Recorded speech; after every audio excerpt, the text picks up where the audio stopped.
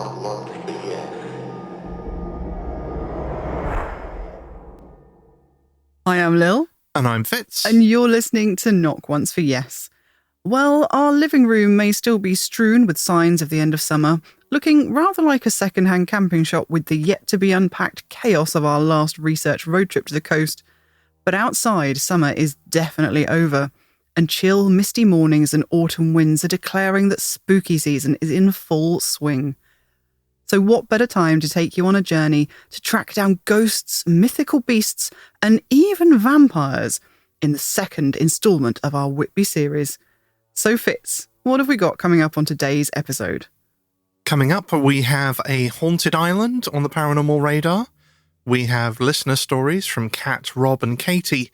And we proudly bring you the second episode of our Whitby adventures, in which we discover ghosts, legends and history galore as we return to the cliffs of Whitby on the trail of Dracula. And if you want to skip ahead to any of these segments, there will be timestamps in the show notes. But before we get stuck into all of that, we would like to say a huge thank you to our latest patron, Connie Martin. And as always, we want to say a massive thank you to all of our patrons and coffee supporters, old and new. I know this episode has been a long time coming, and this whole series, including the third instalment, which we still have coming up, has been a labour of love. But it's something I've wanted and needed to create for basically 20 years. So from the bottom of my heart, I am so grateful that you wonderful people have given me the incredible opportunity to create it.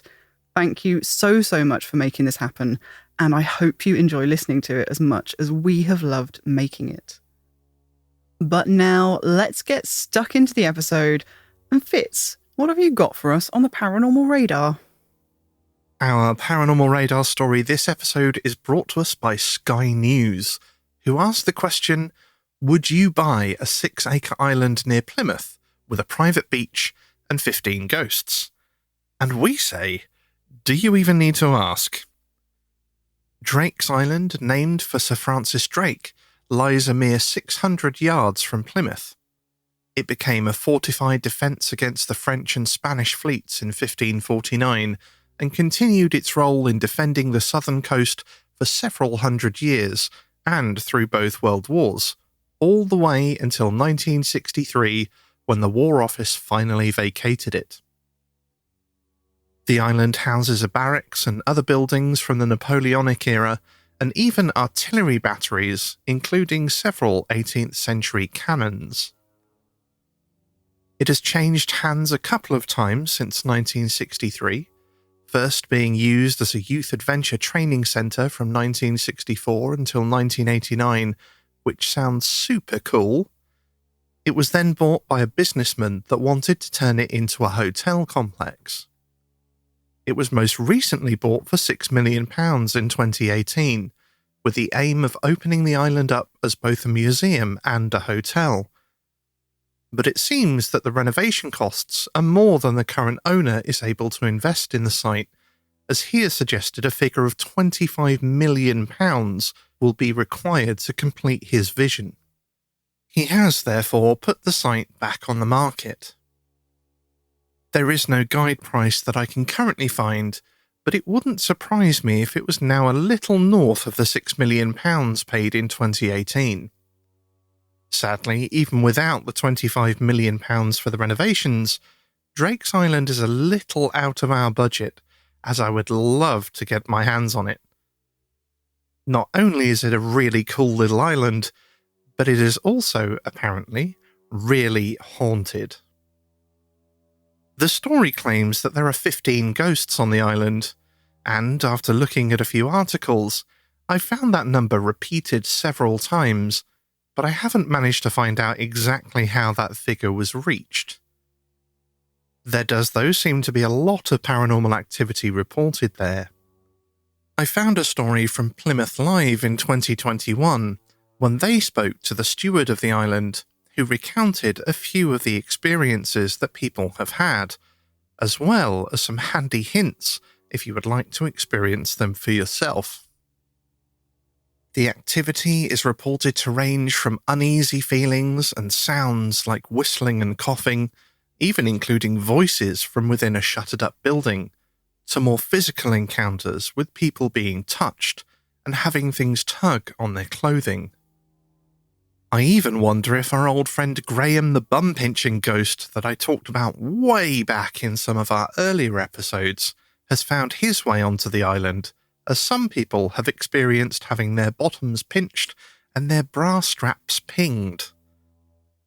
The story, which I will of course link in the show notes as usual, also features a couple of photos taken by paranormal investigators and staff on the island, including one that they have termed the White Lady.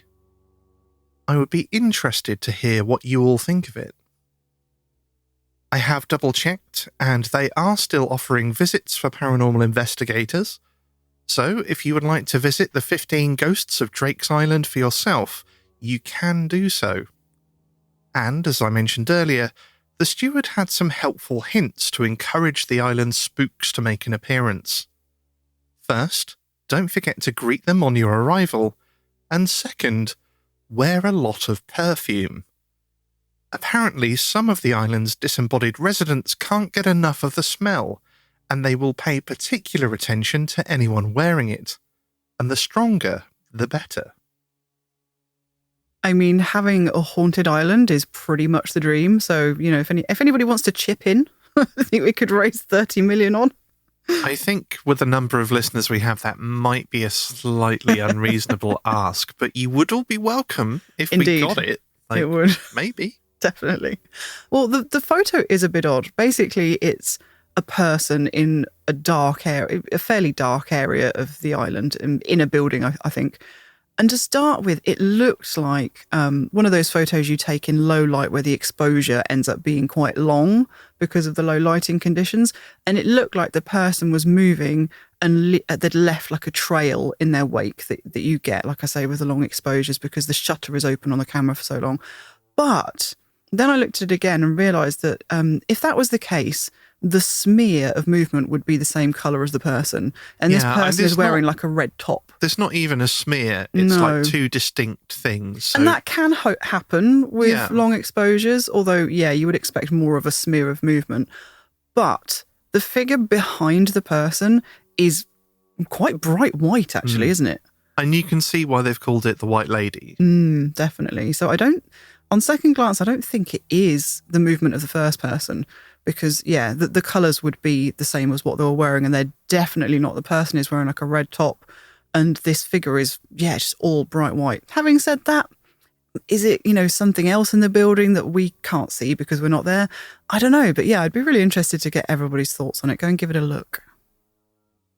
Well, it's time now for our first listener story, and this one is from Kat. I grew up in a 1930s semi-detached council house. My parents eventually bought it and my mother still lives there. My sister and I were moved from a bedroom at the back of the house to a practically pointless box bedroom at the front of the house, and I hated it. I was around 5 years old when we moved into the room, and from day one, I felt weird about it. I can't say that I definitely saw what I saw from that first night, but I remember seeing a black, solid shadow figure. My older sister would sometimes sleep at her friend's house. I always dreaded it when she did this. I remember the feeling of terror igniting in my bones whenever she announced she was staying out.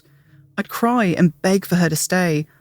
I didn't want to be left alone in that room with that thing. The shadow man would appear whether my sister was there or not, but it wouldn't leave the corner if I had someone in the room with me. Every night, I'd climb the squeaky bunk bed ladder, get into my bed, and my sister would give me 10 minutes of light because she couldn't sleep with the light on. I'd pray that she'd fall asleep and it would be left on. To my disappointment, the light would switch off. I would immediately look into that right-hand corner of the room and it would appear.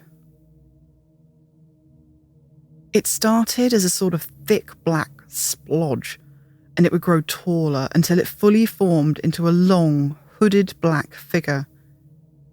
It didn't have a face, and I don't remember seeing any extremities like arms, hands, or feet. It was just there, tall and looming. It felt like it was staring at me. I would hide under my covers every night, and I remember sweating profusely because I was so afraid, and probably also being roasting under the covers, but I was too terrified of the shadow man to dare sleep without the covers over my head.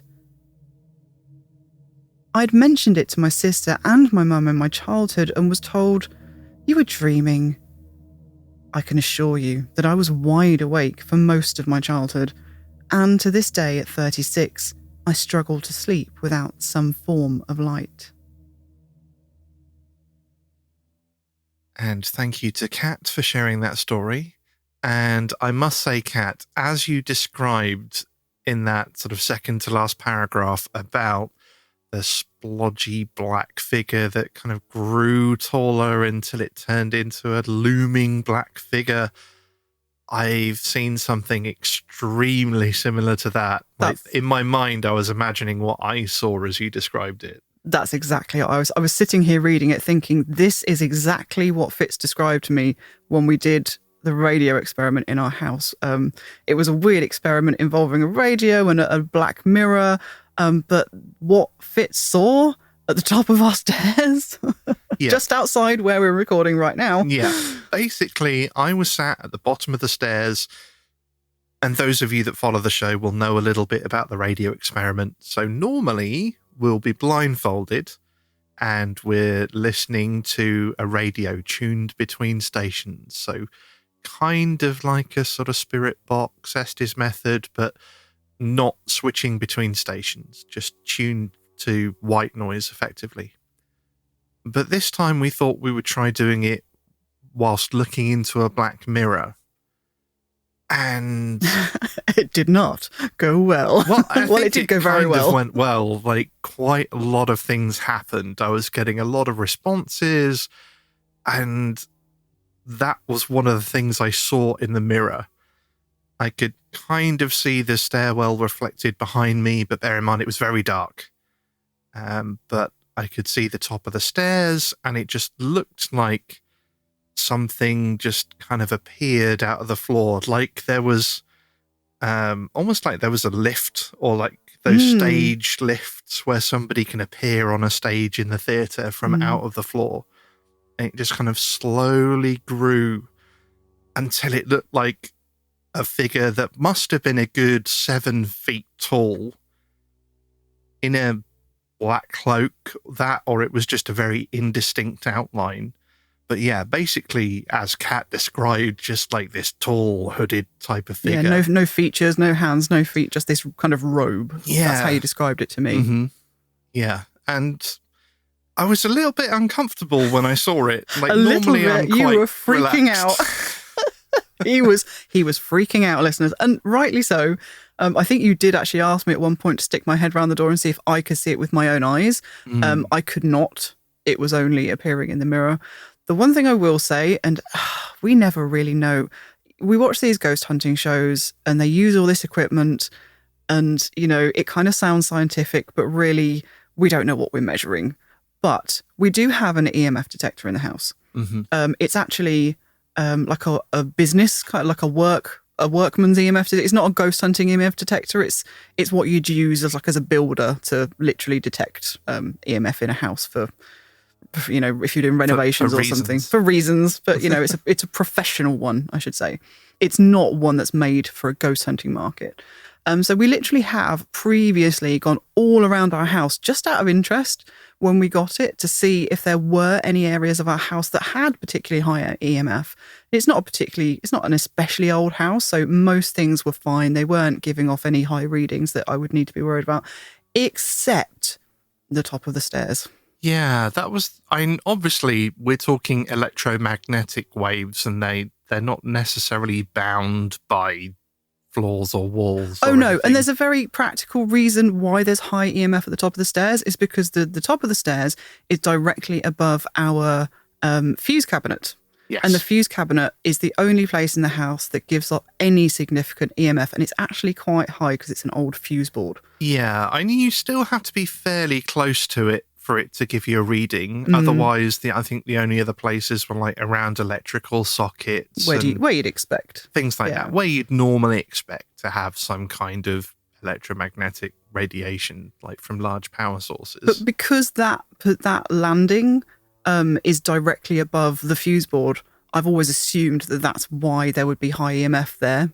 I mean, I don't know how EMF travels, but it just makes sense. It's literally directly above it. So is that, then you ask the question, it's kind of a chicken and egg situation. Is the EMF causing weird activity at the top of our stairs? Is it the other way around? Is it just a complete coincidence? I don't know. It does seem that a lot of the things we experience in the house are centered around that area. Definitely. Not all of them, but quite a lot of it is. Mm-hmm. And again, you might say, is that affecting us and causing us to experience things? But not to say that this rules it out. No. But the thing that makes me think that that's possibly not the case is we tend to be somewhere else. Yeah. And looking at that area when we experience things. Yeah, as in this situation, you weren't at the top of the stairs. We were elsewhere looking up and having, again, like in a kind of nerdy way, tested our entire house for high EMF. Like we literally ran around and tested every area. The place where Fitz was sitting, basically in behind the front door, there's no EMF there. There's not even anything electrical. There's no electrical sockets or anything like that where he was sitting. I mean, there was a light close by, but at the time it was switched off. Mm. So, yeah, weird. But yeah, definitely that description really rang a bell for me. Yeah, and I'm really sorry that you had to deal with that through your entire childhood. That must have been terrifying. Fitz was terrified when he saw it. So I can only imagine what that must have been like as a child. Yeah, I'm normally quite relaxed about these sorts of things. But yeah, that was a little bit unnerving. I won't mind admitting to that. Understandably so. Well, thank you so much again to Kat for sharing their experience with us. And it's time now to move on to our next story. And this one was kindly shared with us by Rob from the How Haunted podcast. In 2008, I moved into a new house. It wasn't a house with any kind of history as far as I know. It was a 1970s-ish terraced house in Wallsend, 6 or so miles outside of Newcastle upon Tyne. Wallsend is named as such because it's the location of the Roman fort Segedunum, which was the last fort at the eastern end of Hadrian's Wall. It was at a noticeably reduced price, and when my girlfriend and I spoke with the estate agent, it became clear why the price was less than expected. The owner was a man with 2 daughters, and his wife had just died of cancer. He couldn't afford to pay his mortgage, so he needed to sell, even for under market value. Otherwise, he'd default on his payments and would have it taken off him and receive no money at all. When I first moved in, the place seemed to have some kind of atmosphere. I felt unwelcome at times in my new home. I regularly felt watched. One weekend, I was sat in the living room watching TV alone. The staircase was behind the wall upon which the TV was mounted, so looking at the TV, I could see a doorway off to the left which led to the staircase and the front door of the house. The door was open, and as I watched telly, I saw the light come on at the bottom of the stairs, clearly turned on by my girlfriend who was upstairs. I heard her come down the stairs, but she didn't appear at the bottom. "What are you doing?" I said out loud. I got no response, but the light went out.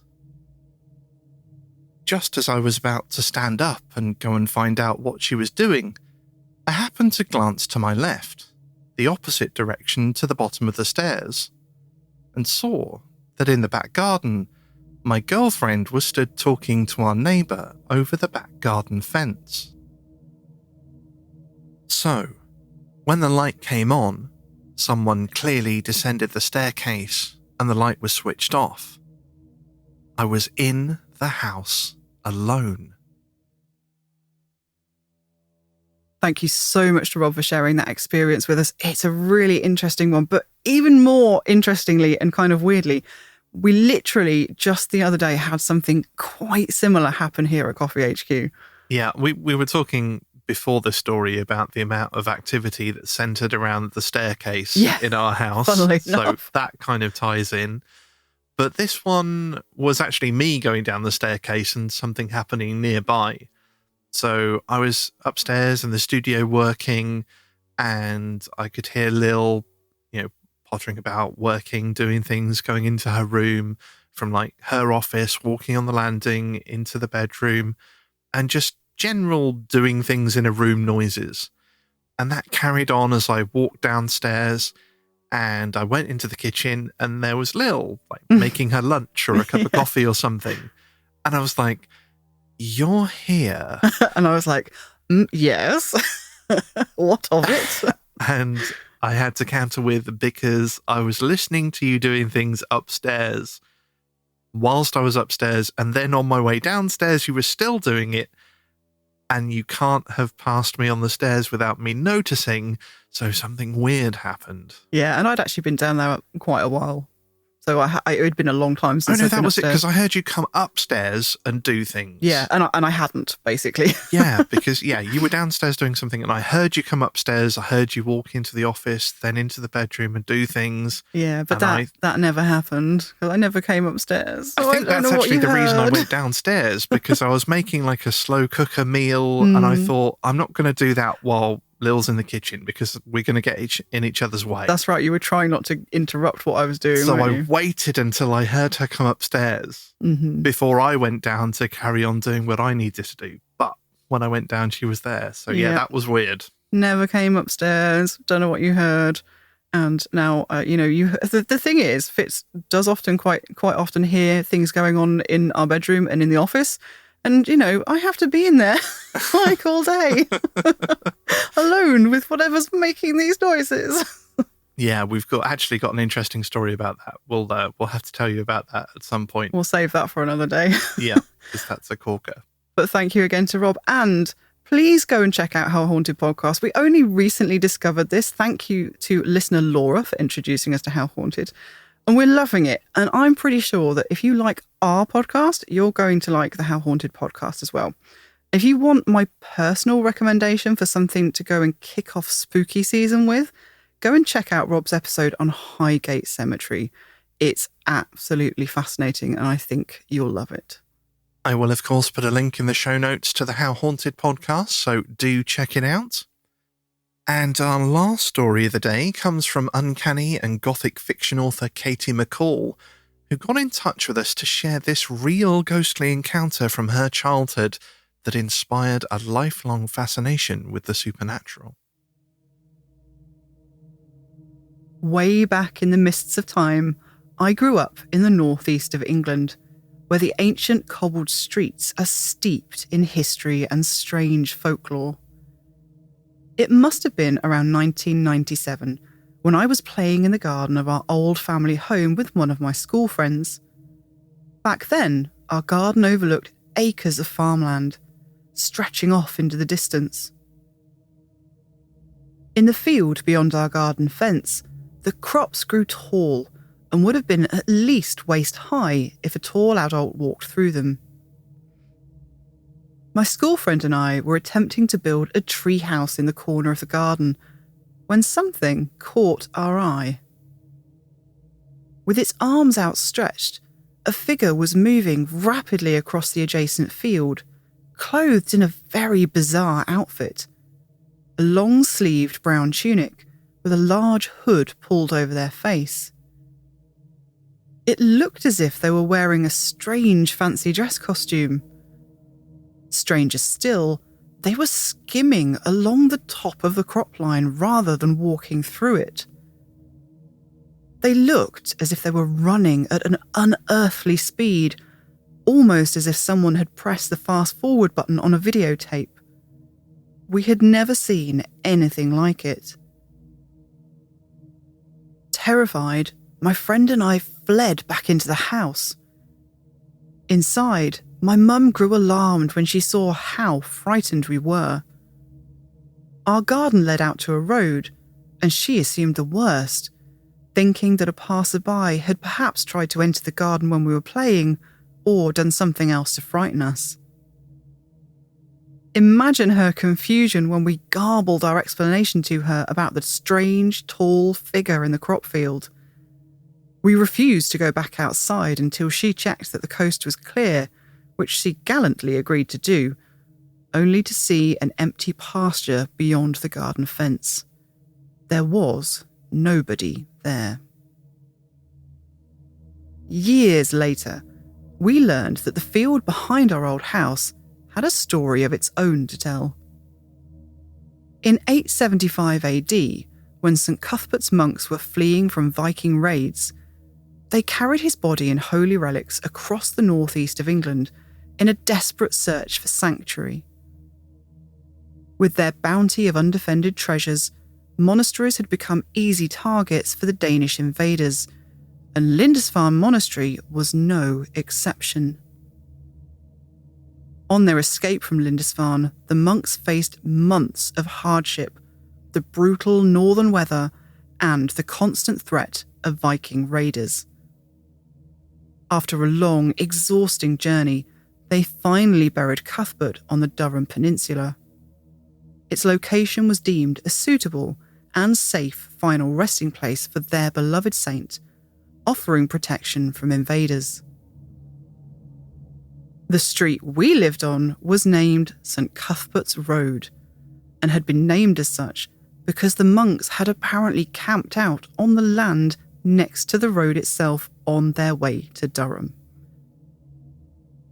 Delving far back into our area's history, we also learned that the level of the ground would have been significantly higher in centuries gone by. Over the years, it had been dug away to unveil fresher soil for the farmland. Was the figure in the field a glimpse back into the past? They say that ghosts are an imprint of heightened emotion or a retelling of a person's trauma. Perhaps we saw one of Cuthbert's monks fleeing in fear across the pasture, with his monk's habit pulled over his head in a bid to hide from the Viking invaders or protect his weary head from the incessant northern downpours. It's a sight that I'll never forget. And thank you to Katie for sharing that story with us. And you can tell she's an author because I had the perfect mental image of that ghost, arms outstretched, floating across the field at sort of super speed, because we've seen things that are like that as well, that happen like they're too fast forward. Yeah, we have. But I have to say, I do a lot of walking around the countryside near where we live, a lot of which is crop fields, and that image is going to live with me. So thanks for that, Katie. Every time I'm out on my own having a good old jaunt through the countryside and I come across a field of crops, that ghostly monk skimming over the top of the crops is just going to pop into my head. Definitely. I'm certainly going to imagine that next time we drive past a field, and that will be like tomorrow because we're surrounded by fields. But I also now really want to visit St. Cuthbert's Road. I love these stories when you find the history that goes with the witness experience. That is incredible. And yes, I mean, the monks fleeing from the Viking raiders would have been an incredibly heightened emotional time. Mm-hmm. They would have been terrified. It really was a race for their lives. So I can completely understand how some of that history would continue to reverberate through the centuries. Indeed, and you obviously lived in quite an interesting area because, like, being near Lindisfarne as well. Like, I really need to visit Lindisfarne. I've never been. I have been, but it was many years ago, and it's definitely on our list of places that we really need to visit for the podcast at some point. Yeah, I mean, we weren't even that far away when we were at Whitby. No, this kind of leads us almost back to the Whitby thing, because this is not within a quick walk, but it's close only by. Just a little bit further up the coast though, and maybe in next year or the year after we could get that little bit further and visit Lindisfarne. I would love to visit, and I think you'd really enjoy it, Fitz. of that, I have absolutely no doubt it looks amazing. So thank you again to Katie for sharing that story. And if you would like to check out some of Katie's work, she recommends that you visit her on either Instagram or Threads at KatieMcCall_author. And we will, of course, be putting links on the show notes on the website so that you can check it out straight from there. Thank you so much to everybody who shared their stories with us today. Your ghostly experiences are, as you know, the lifeblood of the show. So if you have a story to share with us, we would absolutely love to hear it. Please do get in touch with us at knockonceforyes.com. Well, that may have been the last listener story of this episode, but it's by no means the end of the show, for we are about to embark on a spooky adventure through the ancient streets of Whitby, turning up all kinds of stories, myths, and legends. So, grab a hot drink and a cozy blanket to keep you warm against any unearthly chills, and join us as we go on the trail of Dracula. Last episode, we left you high on the East Cliff amidst the ruins of Whitby Abbey, looking out at the landscape of the town and harbour beyond, framed by the archway of the Abbey's crumbling west front, as a bright, sunny day fades to the gloaming of a spring evening. Today, we'll pick up the next chapter of our explorations, but this time we begin high up on the West Cliff, on a brand new, but distinctly less bright and sunny day. We wake to glowering skies and rain. Looking out of the French doors of our holiday cottage towards the coast, the grey sea is indistinguishable from the blurry horizon of the equally grey sky. The dull weather casts the heather and gorse-covered moorland into muted shades of brown as we drive towards Whitby along an undulating road that rises and falls like a fairground ride, causing us some trepidation, us Midlanders being far more used to the pancake flat expanses of the fens. A particularly steep incline that has me clutching the dashboard takes us down into Whitby town, only to abruptly start another climb, up to the top of the West Cliff where our day's adventures will begin.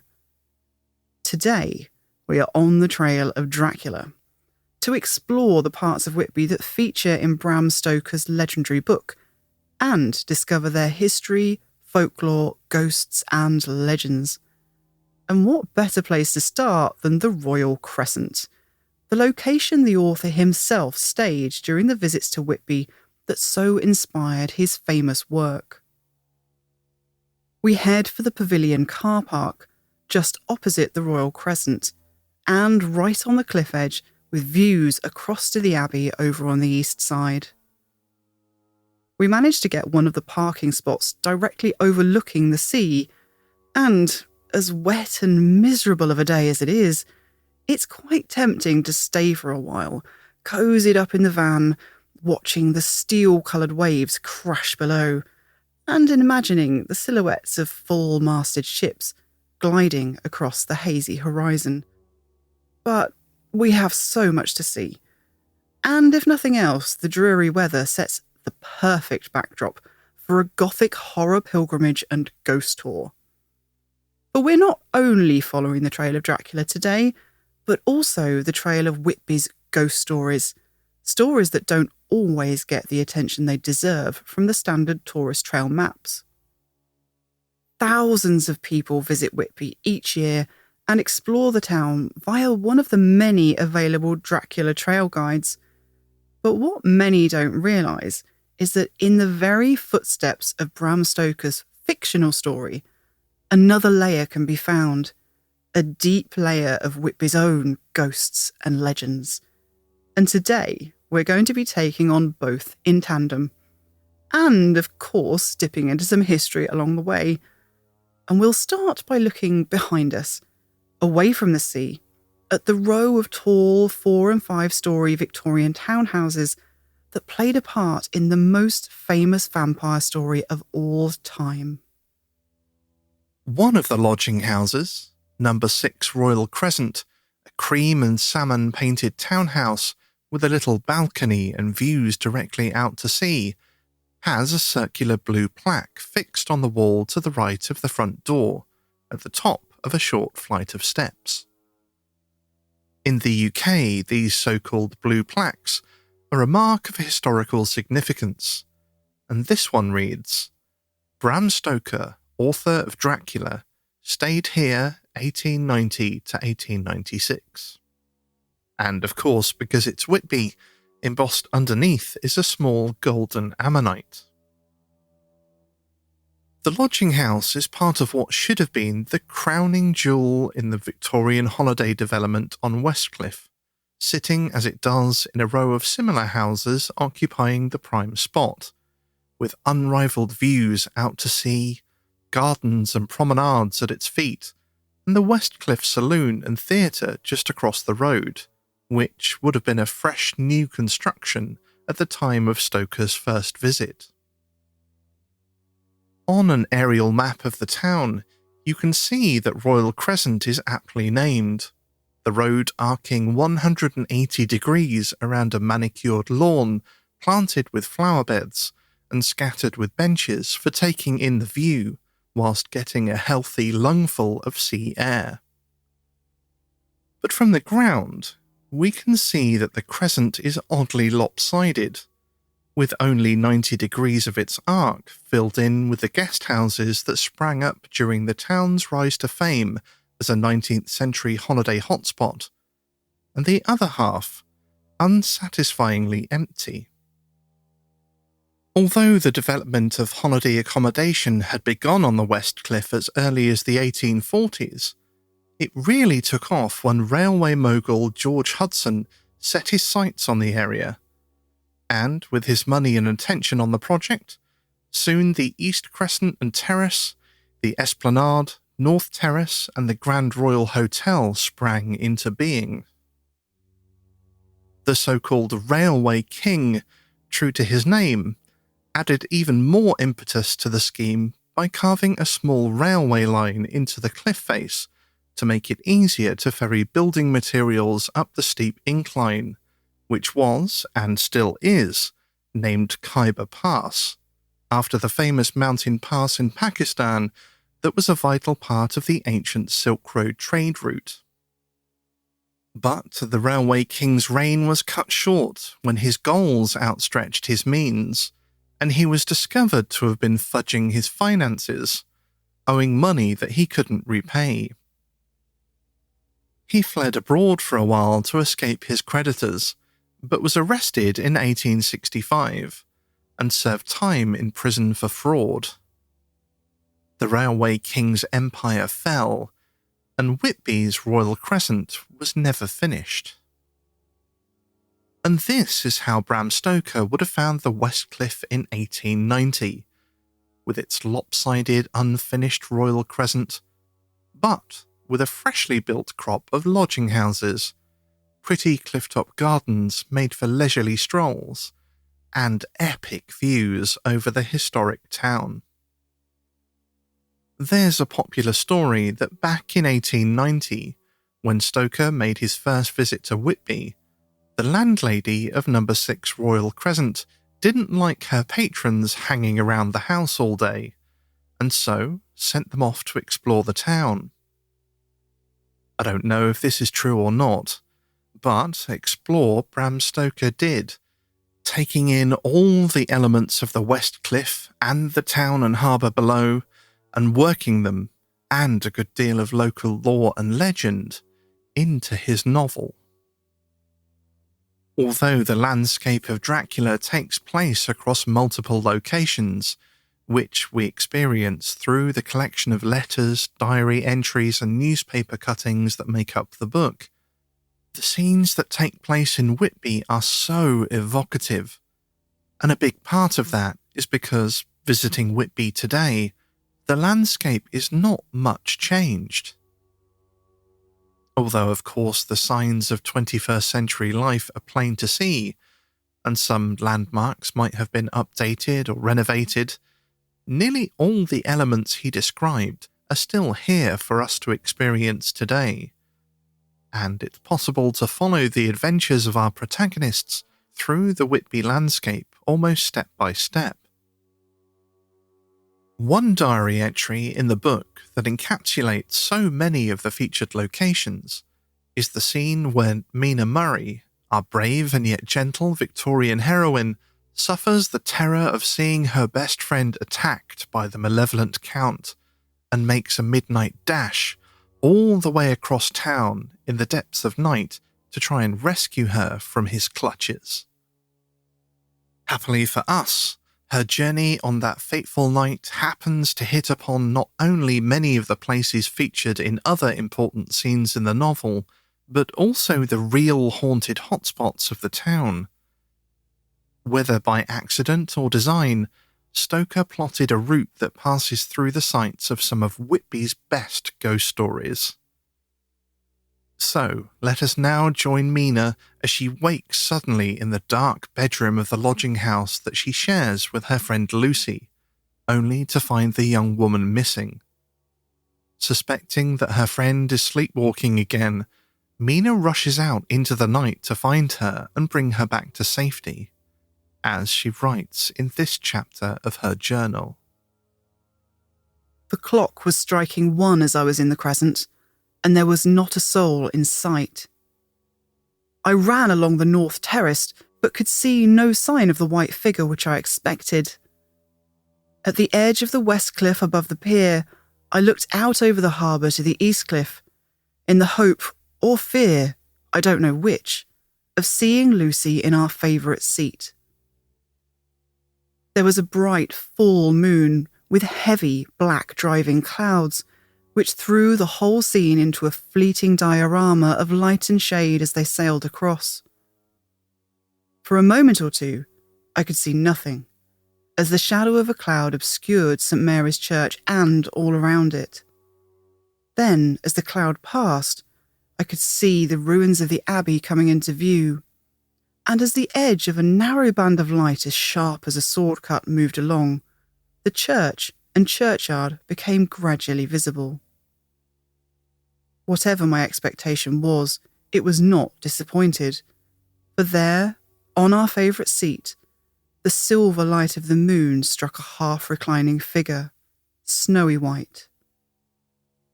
The coming of the cloud was too quick for me to see much, for shadow shut down on light almost immediately. But it seemed to me as though something dark stood behind the seat where the white figure shone.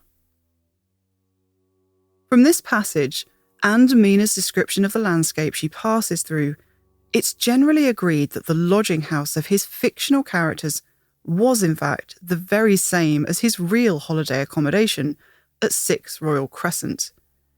And we can follow Mina's flight along North Terrace, past the modern car park, to the corner of the cliff that overlooks the West Pier and harbour below, where Mina looks for her friend.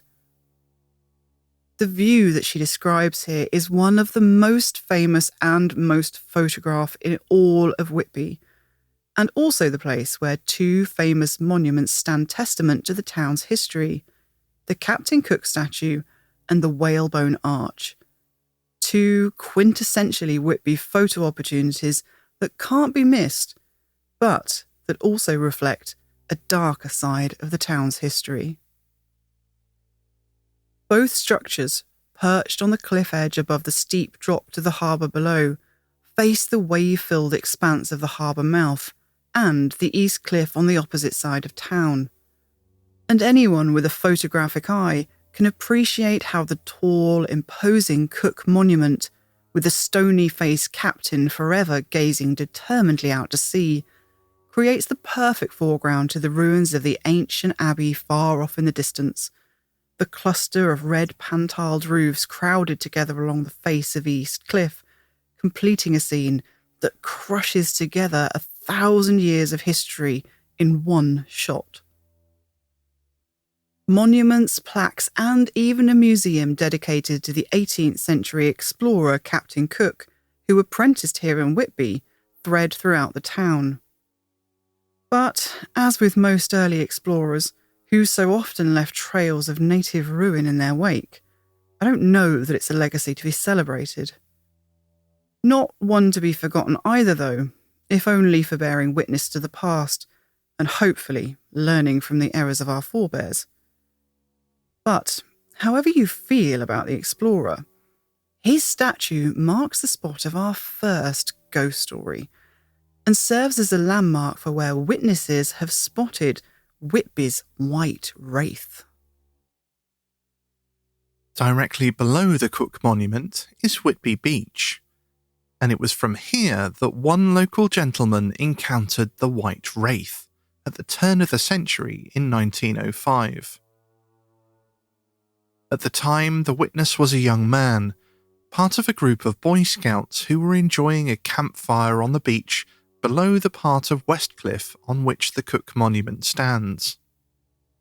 It was evening, but had been a fine day, with no rain or mist or bad weather to speak of, so the group were surprised when they looked up and saw a misty white figure at the top of the cliff. Clearly discernible as the shape of a person, but with no defining features. The figure proceeded to float down the cliff face, and the youths ran to the spot where they predicted it would land on the beach, eager to see what manner of being this was. But the moment before the feet should have hit the sand, the figure disappeared. Author of the Whitby Ghost Book, Paul McDermott, was told of a similar encounter during a chance conversation with a visitor who had holidayed in Whitby some years before. Only this witness's experience took place 75 years after the Scouts had encountered the white wraith. This time, the misty figure appeared in front of the eyes of a baffled man and woman who were walking their dog on the beach just as they passed under the Cook Monument. As before, it was a clear day, with no mist or fog to explain the apparition that floated down the face of West Cliff, once again vanishing the moment before it touched down on the beach. The woman turned to her partner in amazement, wondering if he had seen it too. It seemed he must have, as he was busy speeding away from whatever it was as fast as possible, and he resolutely refused to discuss what he had seen. No one seems to know who or what the white wraith is, or what its connection to the Cook Monument might be. Possibly nothing at all, as these cliffs are ancient and have been settled for thousands of years, so who knows what secrets and stories they hold.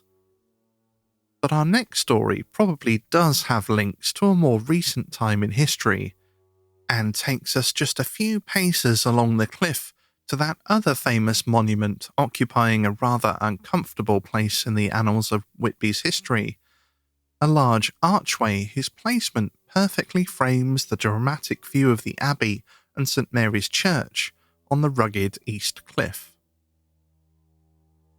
The arch is formed by the lower jaw of a bowhead whale, a testament to Whitby Harbour's days of whale hunting industry. The whaling that took place here in the 18th and early 19th century wasn't subsistence whaling, it was commercial, and sadly contributed to the population decline of those giants of the sea, evidenced by the end of the industry in Whitby in 1837, when the last whaling vessel returned empty of its quarry. Crewing the whaling vessels of the 18th and early 19th centuries was a treacherous career. Doubtless many of the men, and often quite young boys in the Enterprise's employ, wouldn't have had a lot of choice in how they earned a living. They would have had to find work wherever work was offered, and many of them probably knew that it was a job they may never come home from. It's said that it was from the point where the arch stands, high on the west cliff overlooking the harbour and out to the expanse of the North Sea, that wives and children would wait, watching for their sons and husbands to return from the icy waters of Greenland. But often, they didn't return. In fact, sometimes entire ships were lost to the crushing ice fields, never to be seen again. And our next ghost may just be connected with this sad history. Over the years, many similar whalebone arches stood throughout the town, and even up to recent decades, one such arch stood in the pretty gardens of Panet Park, home to the town's art gallery and museum. But the park's resident ghost seemed determined to remind visitors of the less attractive history attached to the monument. Witnesses reported the heartbreaking sight of a young boy who would appear next to the whalebone arch, looking distressed and sometimes even crying uncontrollably. Nobody knew who he was or why he haunted this spot, but understandably, many wondered if his proximity to the whale jaw indicated that his fate involved some terrible tragedy connected to Whitby's whaling days. And this seems to have been borne out when the archway was removed from the park in recent years, and the young apparition immediately stopped his mysterious appearances. We stand in the rain, slightly mesmerised by the view across to St Mary's Church and the Abbey, both buildings that have stood on the headland in some form since the 12th century, a view that's heady in its timelessness. I have no doubt that Stoker felt the same, and we know that he spent a lot of time gazing out at it from his favourite spot on a small rise where today a commemorative bench bears his name. I squint through the mizzle that's rapidly plastering the hood of my cagoule to my cheeks and forehead, and try and imagine spotting a night robe-clad figure in the churchyard on the east cliff as Mina did. From this distance, the grand edifices look doll's house-sized, and even in bright moonlight, I'm not sure that I could pick out a tiny figure between the shadows of that graveyard. But I guess Mina must have had better eyesight than me, which, to be fair, doesn't take much. And, as we're about to find out, she must have been an awful lot fitter than me as well, as she proceeded to run full pelt from one side of the town to the other, and up the 199 steps that snake up the side of the east cliff. But first, it's time to descend the west cliff, making our way, as Mina did, down Khyber Pass. But we need to make a quick stop on our way to check out a feature that is marked on every Dracula trail map: the Screaming Tunnel. Tourist maps will eagerly tell you that the creepy-looking little tunnel cut through the side of Khyber Pass is a hideout of Count Dracula, somewhere he lures his victims who scream as they meet their fate, hence the name, the Screaming Tunnel. It does look rather creepy. It's a claustrophobically narrow, stone-lined channel that cuts right through the cliff.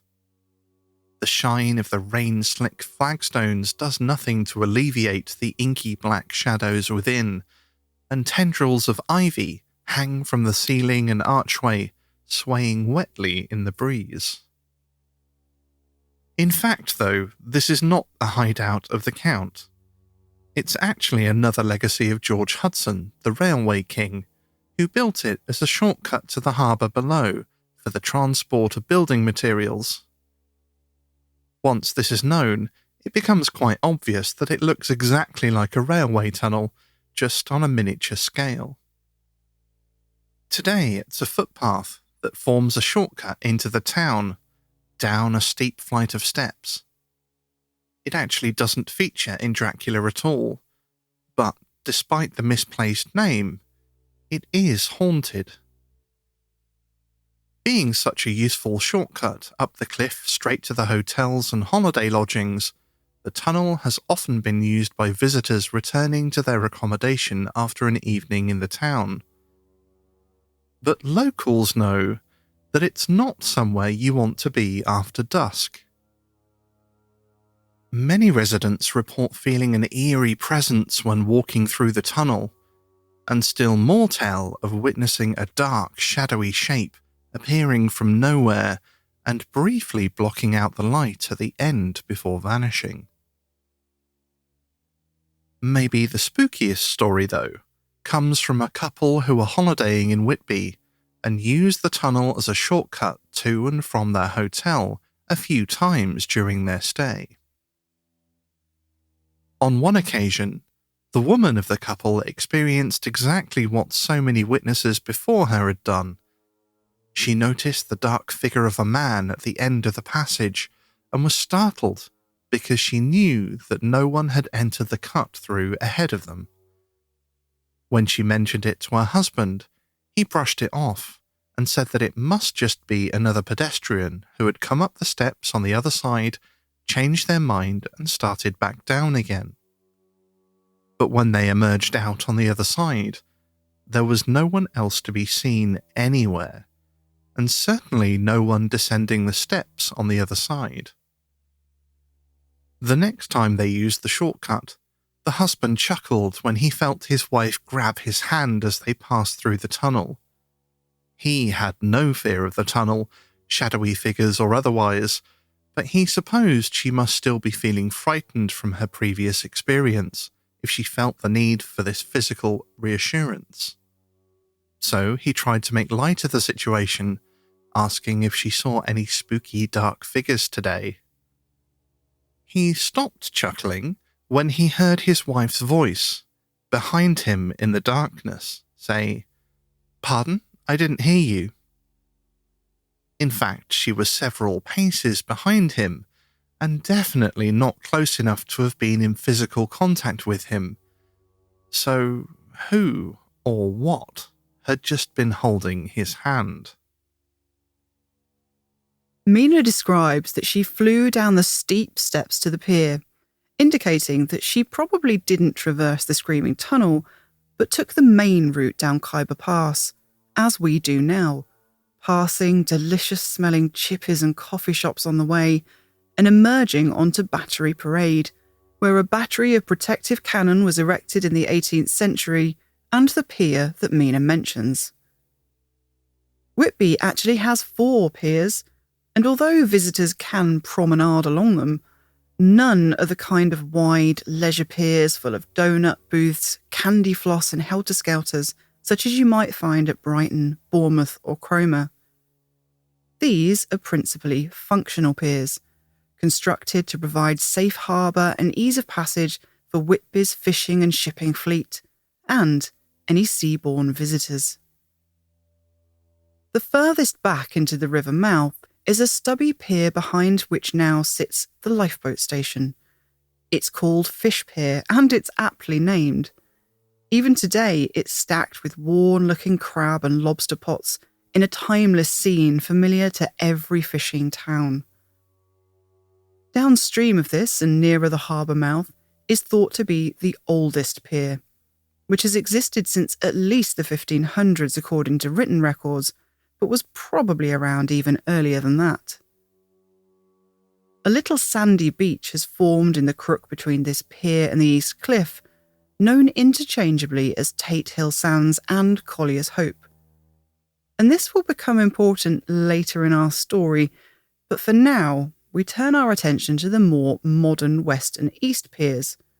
Relatively modern, that is, as they would have certainly been in situ by Bram Stoker's time, albeit without the extra pier extenders we see today, popularly compared to the mandibles of some giant insect that sweep out into the sea, guiding ships into the great mouth of the River Esk.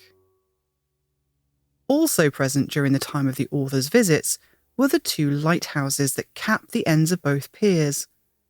The 73-foot-tall West Pier Lighthouse, having been built in 1831, and the shorter 55-foot East Pier Lighthouse, which was completed in 1855, since which time the pair have stood sentinel over Whitby's harbour, providing safe passage for seafarers, with, of course, the hard work of the town's lighthouse keepers, one of whom, it seems, may have never left.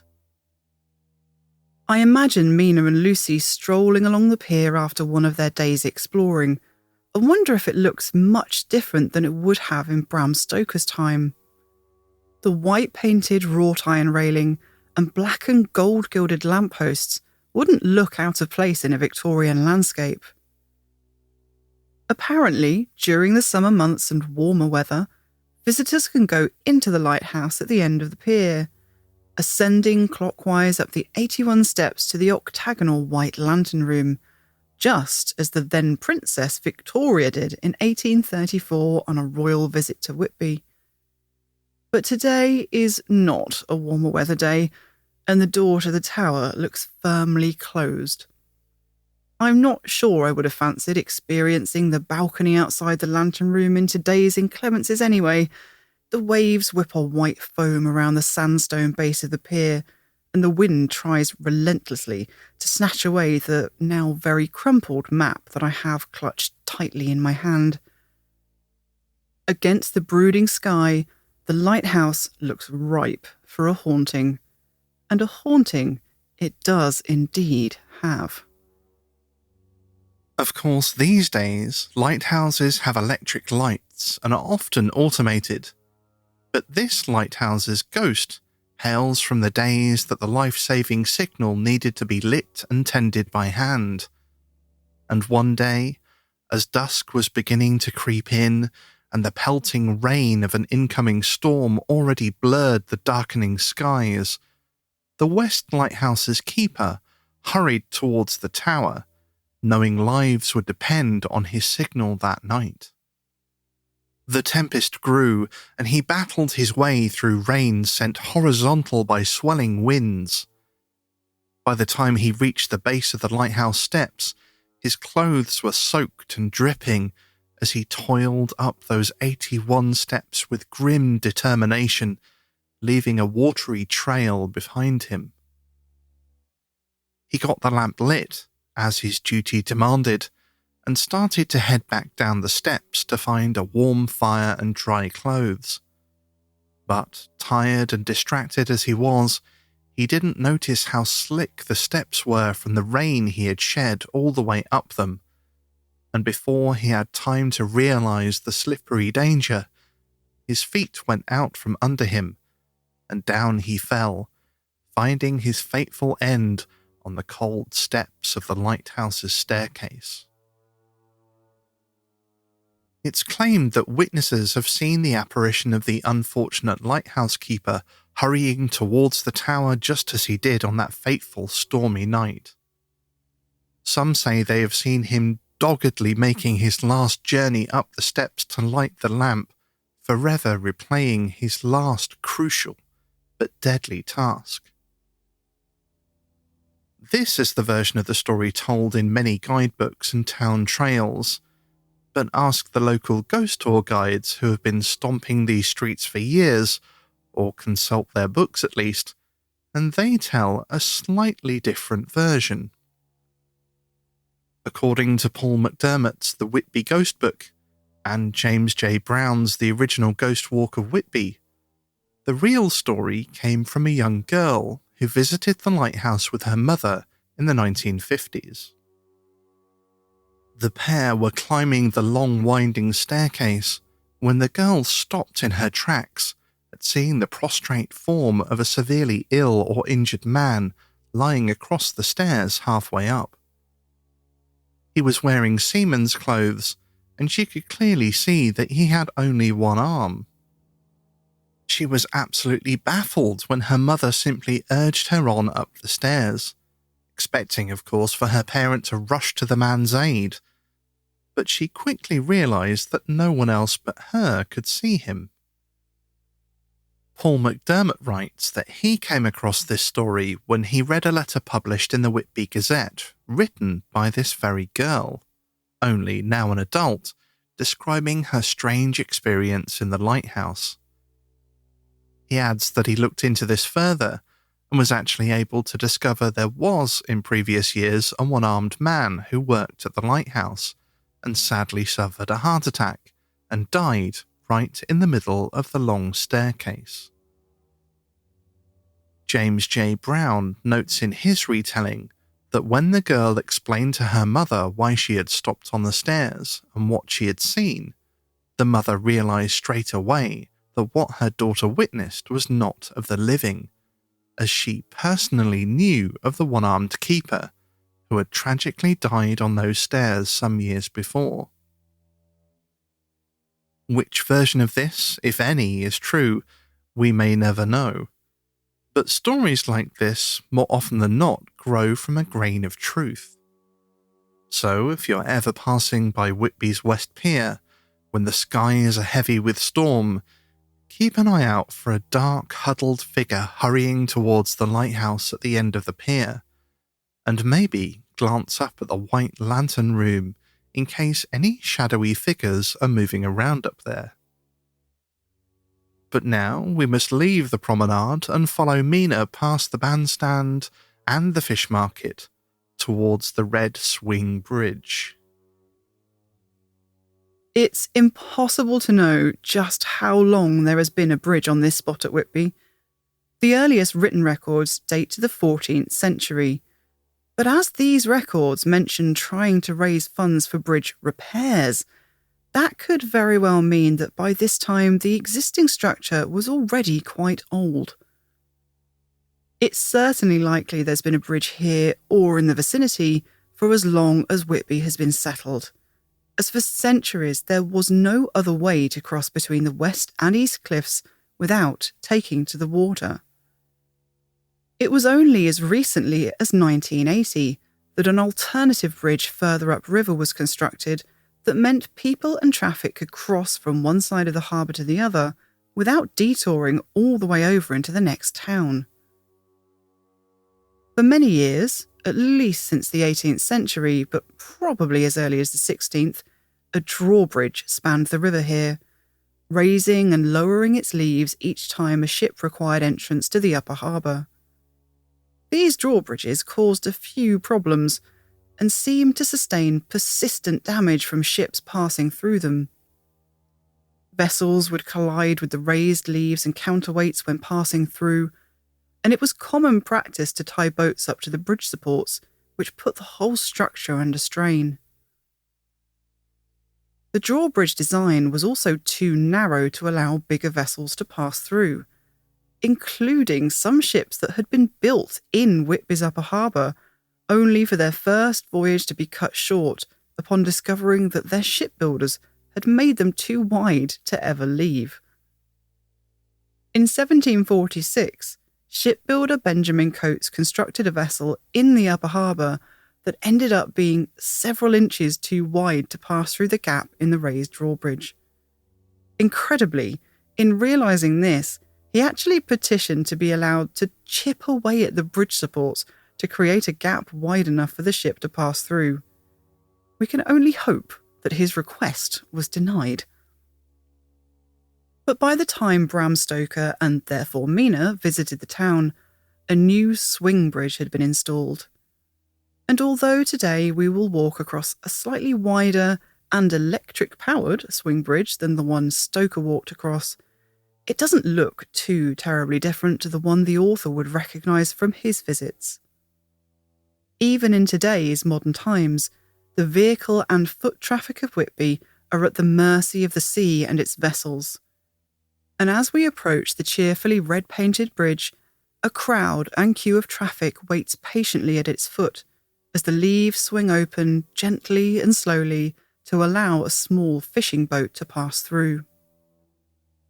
I imagine that for residents needing to cross this way regularly, this must get somewhat annoying, and I can see with my own eyes why there are reports of severe bottlenecks at the bridge in high summer when the tourist season is in full swing, as it's a very narrow point to funnel all the traffic and pedestrians of Whitby from one side to the other.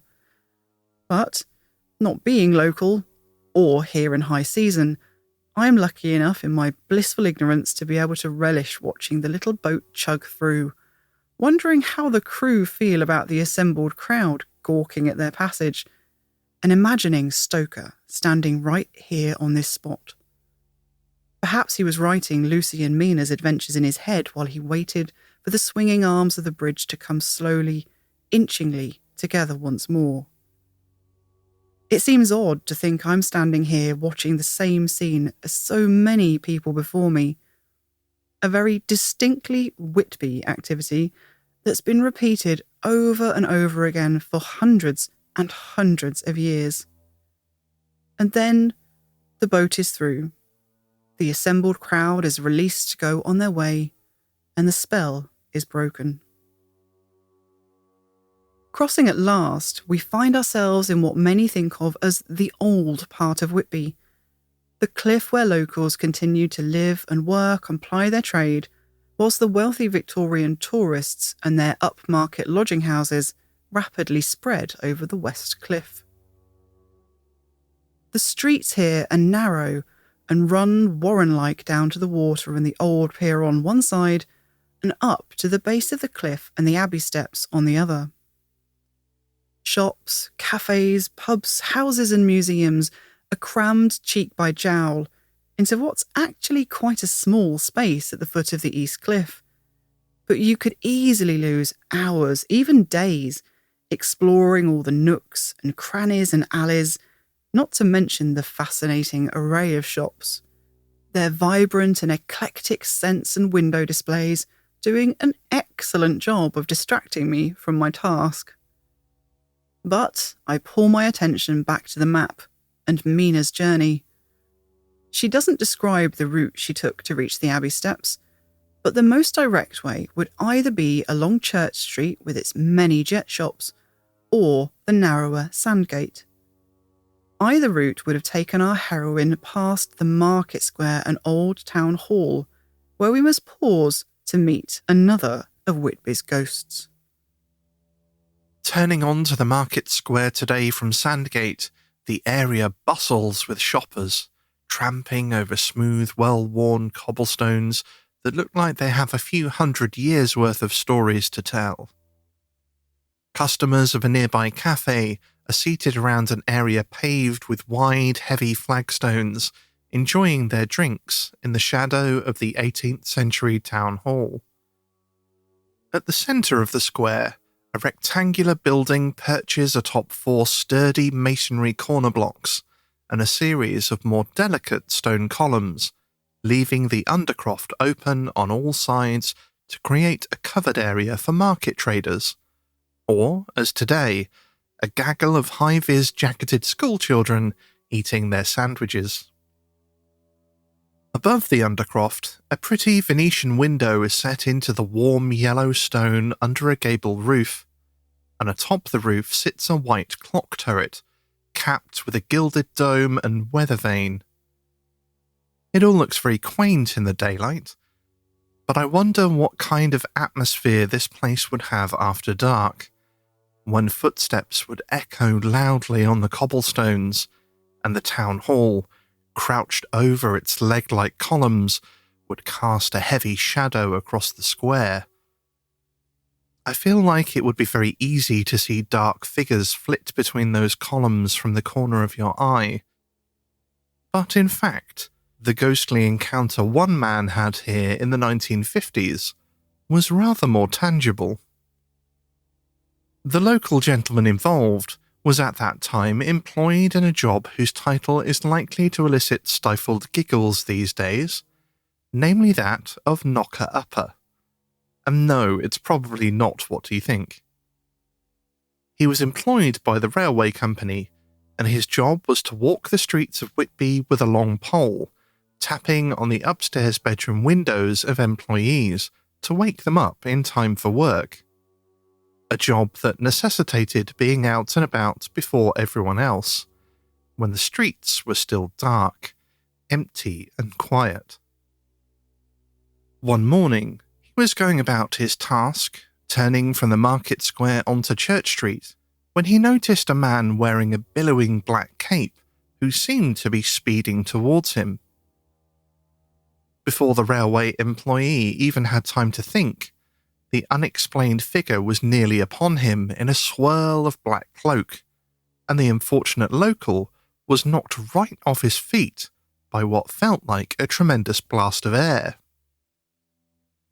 The impact, if that is indeed what it was, didn't alter the caped stranger's trajectory one jot, and the figure swept on towards Sandgate, where, to the witness's shock, he vanished into thin air. And this isn't the only resident ghost of the area either, as one local ghost tour guide was to discover, to his surprise, when he was unexpectedly given a brand new ghost story to add to his collection by several patrons of his tour. James J. Brown describes in his book The Original Ghost Walk of Whitby how he used to end his tours of an evening outside a blind alley known as Saunders Yard, which was just off the market square and a few paces from an 18th century pub called the Black Horse Inn. At the end of one tour, one of his patrons approached and told him that the group had been followed for the whole tour by the spirit of a man wearing a flat cap. And, he informed the guide, there could be found a picture of this man in the Black Horse pub. The tour guide had heard this kind of thing before, and whilst he didn't discount it, he didn't think much more of it, until something even stranger happened at the end of a ghost walk with a different group some months later. On this occasion, the tour guide was finishing up the walk in front of Saunders Yard as usual, and was rather taken aback by the unexpectedly enthusiastic round of applause that he received. Unsure what had been deserving of such a lively response, his bafflement was soon answered when a patron approached him and asked, "How did you do that?" "Do what?" replied the confused guide. The patron explained that the group had seen an old man wearing a flat cap walk out of the shadows at the end of the tour and stand behind the guide as though listening to his speech. Then, just as the guide was wrapping up, the figure vanished into thin air before everyone's eyes. The delighted crowd had just assumed it was a theatrical effect, added to give the tour a spooky flourish, and erupted into appreciative applause. But of course the guide had seen nothing of what they had witnessed, and had no idea what they were talking about. Except that whatever had occurred, he had had nothing to do with it. If that hadn't rattled and befuddled the tour guide quite enough for one night, the patron, having congratulated him on achieving the best special effect he'd ever seen, had one more bomb to drop when he asked, "Did you put a picture of that man in the cap behind the bar of the Black Horse pub on purpose?" The guide can only gape and wonder over the irony that his ghost tour may have been attended by an actual ghost, and he missed it completely. Putting the bustling market square behind us, it's time to head back into the pages of Dracula. We walk along Church Street in the direction of the famous 199 steps.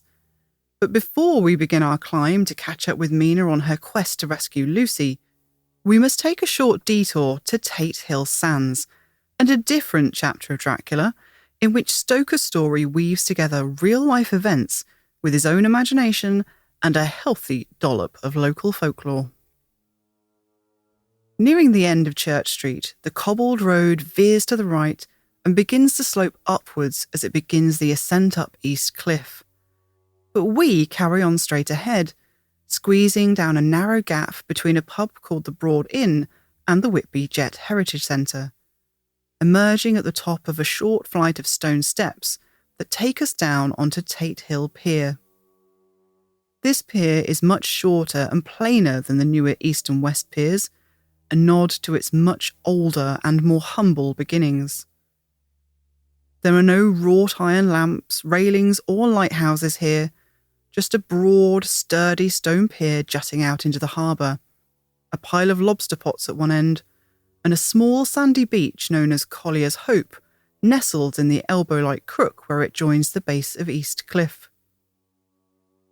The name Collier's Hope hails from the days when coal-carrying vessels, known as colliers, would offload their cargo here. But it's also served as a safe haven for many a ship seeking refuge from raging storms over the centuries, including one that made it from the front page of the Whitby Gazette newspaper straight into the pages of Dracula, the Dmitri of Narva, or, as Bram Stoker calls it in his novel, the Demeter of Varna.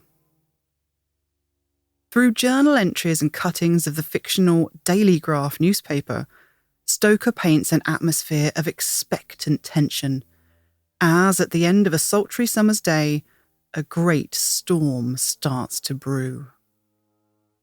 In a clever juxtaposition, we have the lightness and innocence of happy holidaymakers making day trips to nearby tourist attractions such as Mulgrave Woods and Robin Hood's Bay, whilst off the coast, dark clouds begin to gather.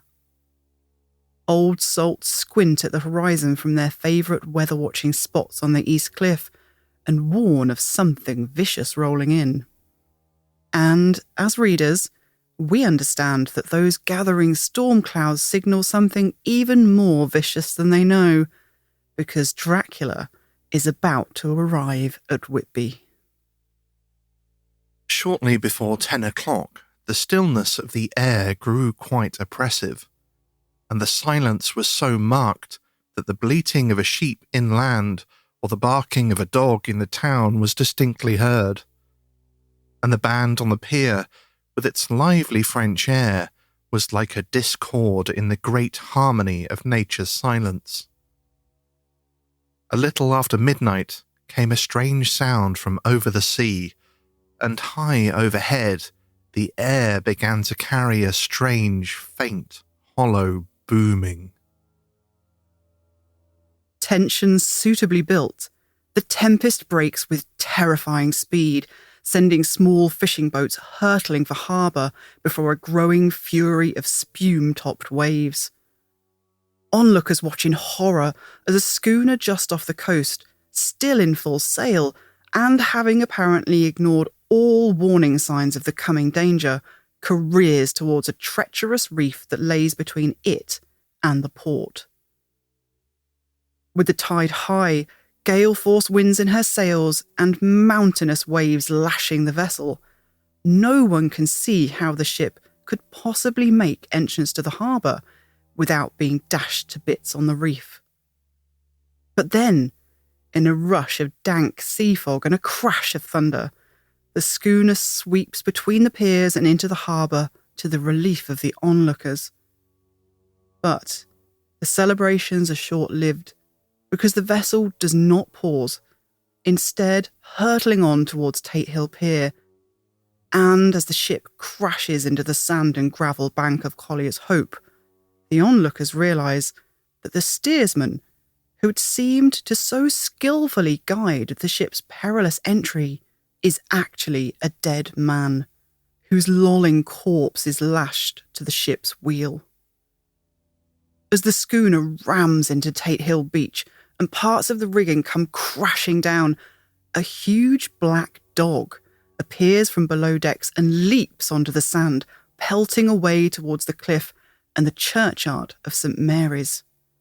Dracula has arrived.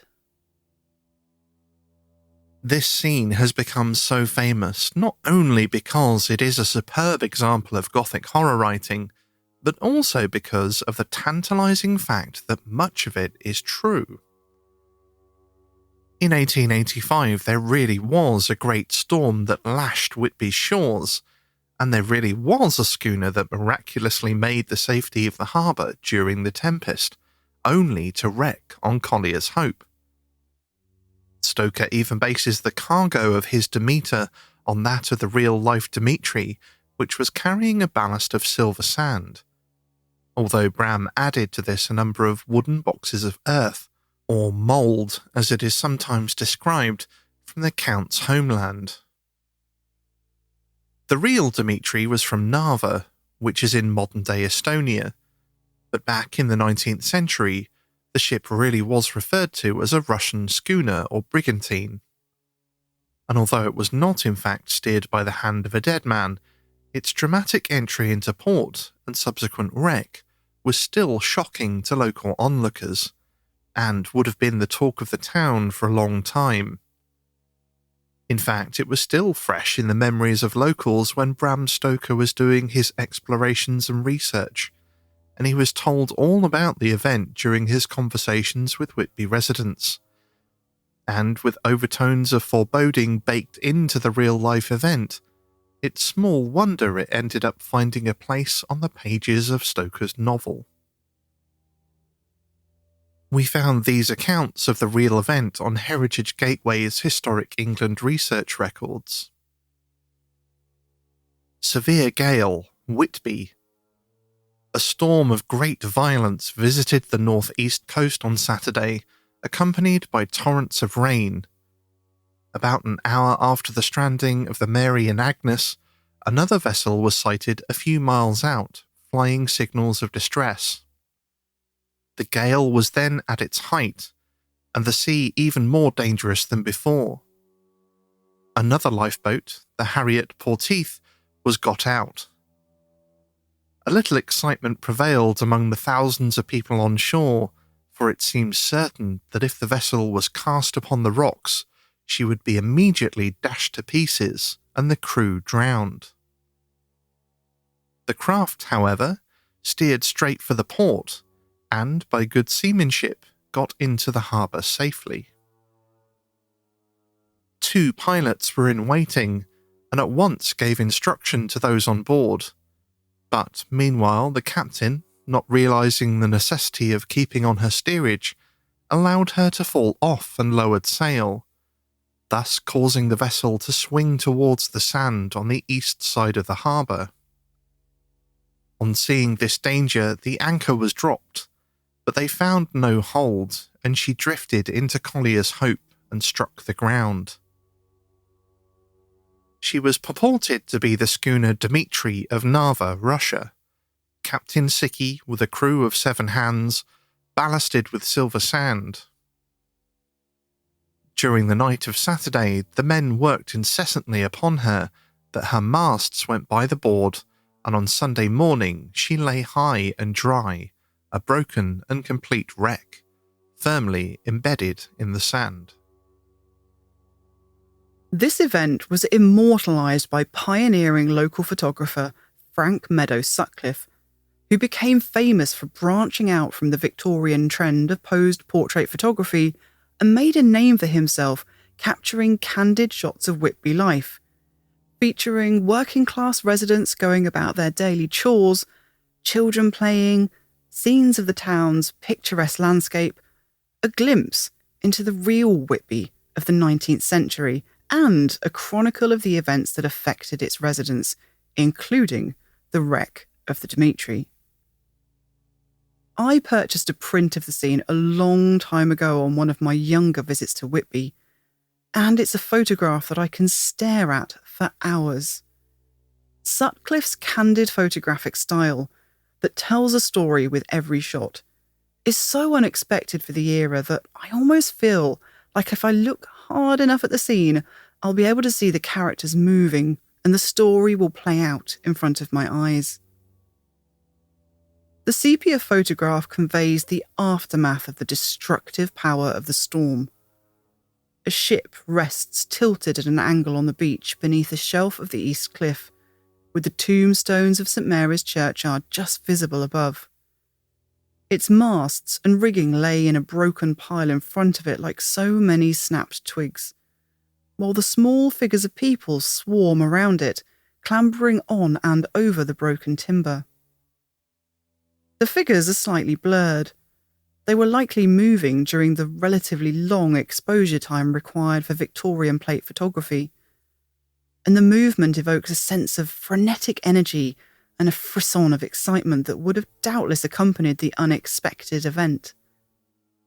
I can't help but feel that the photograph helps to blur the line between fact and fiction, as this feels like something that could have come straight out of Mina's collection of newspaper cuttings pasted in her journal. I'm almost disappointed not to spot a large black dog in the photo scampering off up the cliff.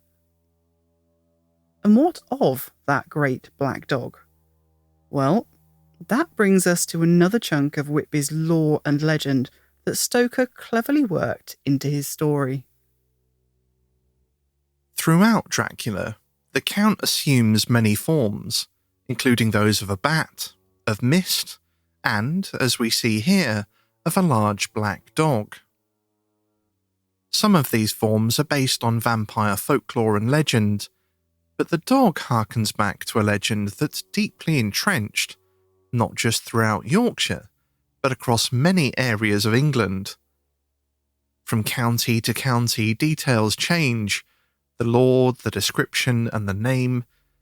In other towns, we may call it Old Padfoot, Gytrash, or Shuck, but here in Whitby, it's called the Barguest.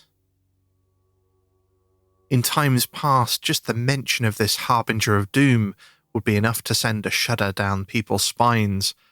For sighting one of these huge black beasts with their infernal flaming red eyes was almost always a portent of ill fortune. In the shipping and fishing town of Whitby, the apparition was said to appear pacing up and down the shore during stormy weather, and was seen as an omen of doom for anyone taking to the sea that day, a sure sign to keep vessels safely in harbour and feet firmly on dry land.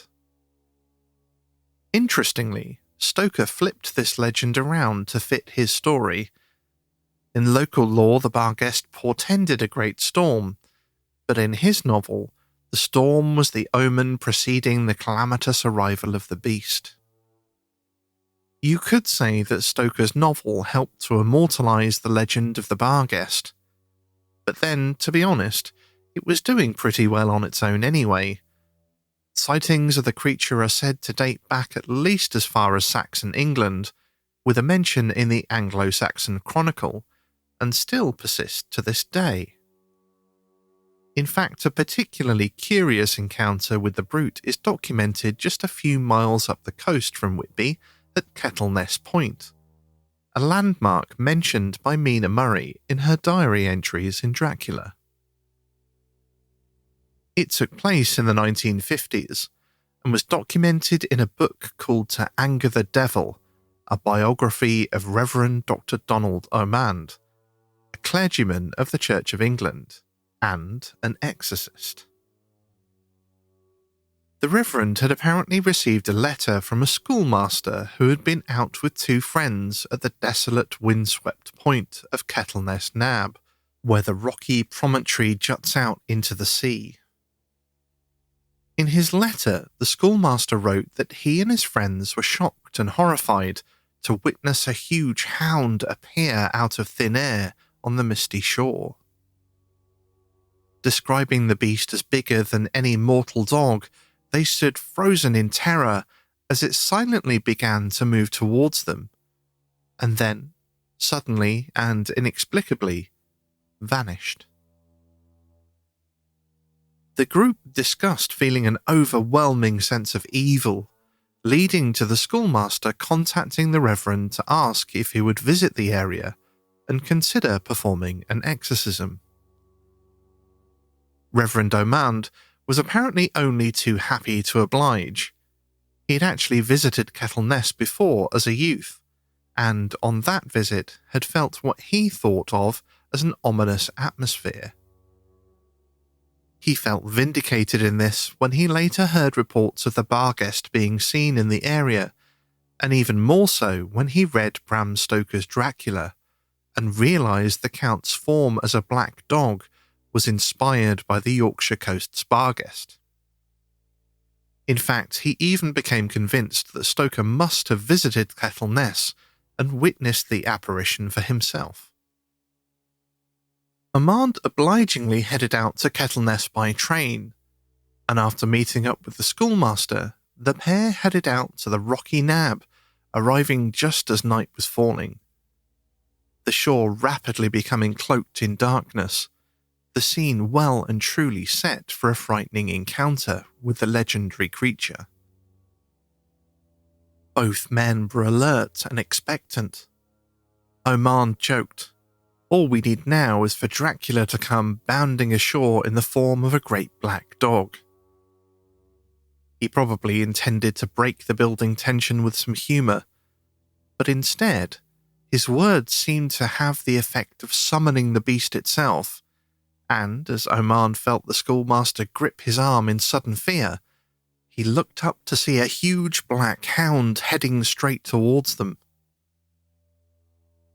The Reverend described it as being bigger than any of the canine species known to man, fitting with so many accounts of Shuck and the Barguest that often compare the size of the creature to that of a calf or even a small horse. The schoolmaster, understandably, lost his nerve and rushed back to the car. But Oman stood his ground, uncorked his bottle of holy water, and proceeded with his exorcism, recounting that as he spoke the last words of the rites, the apparition disappeared and the heaviness went out of the atmosphere.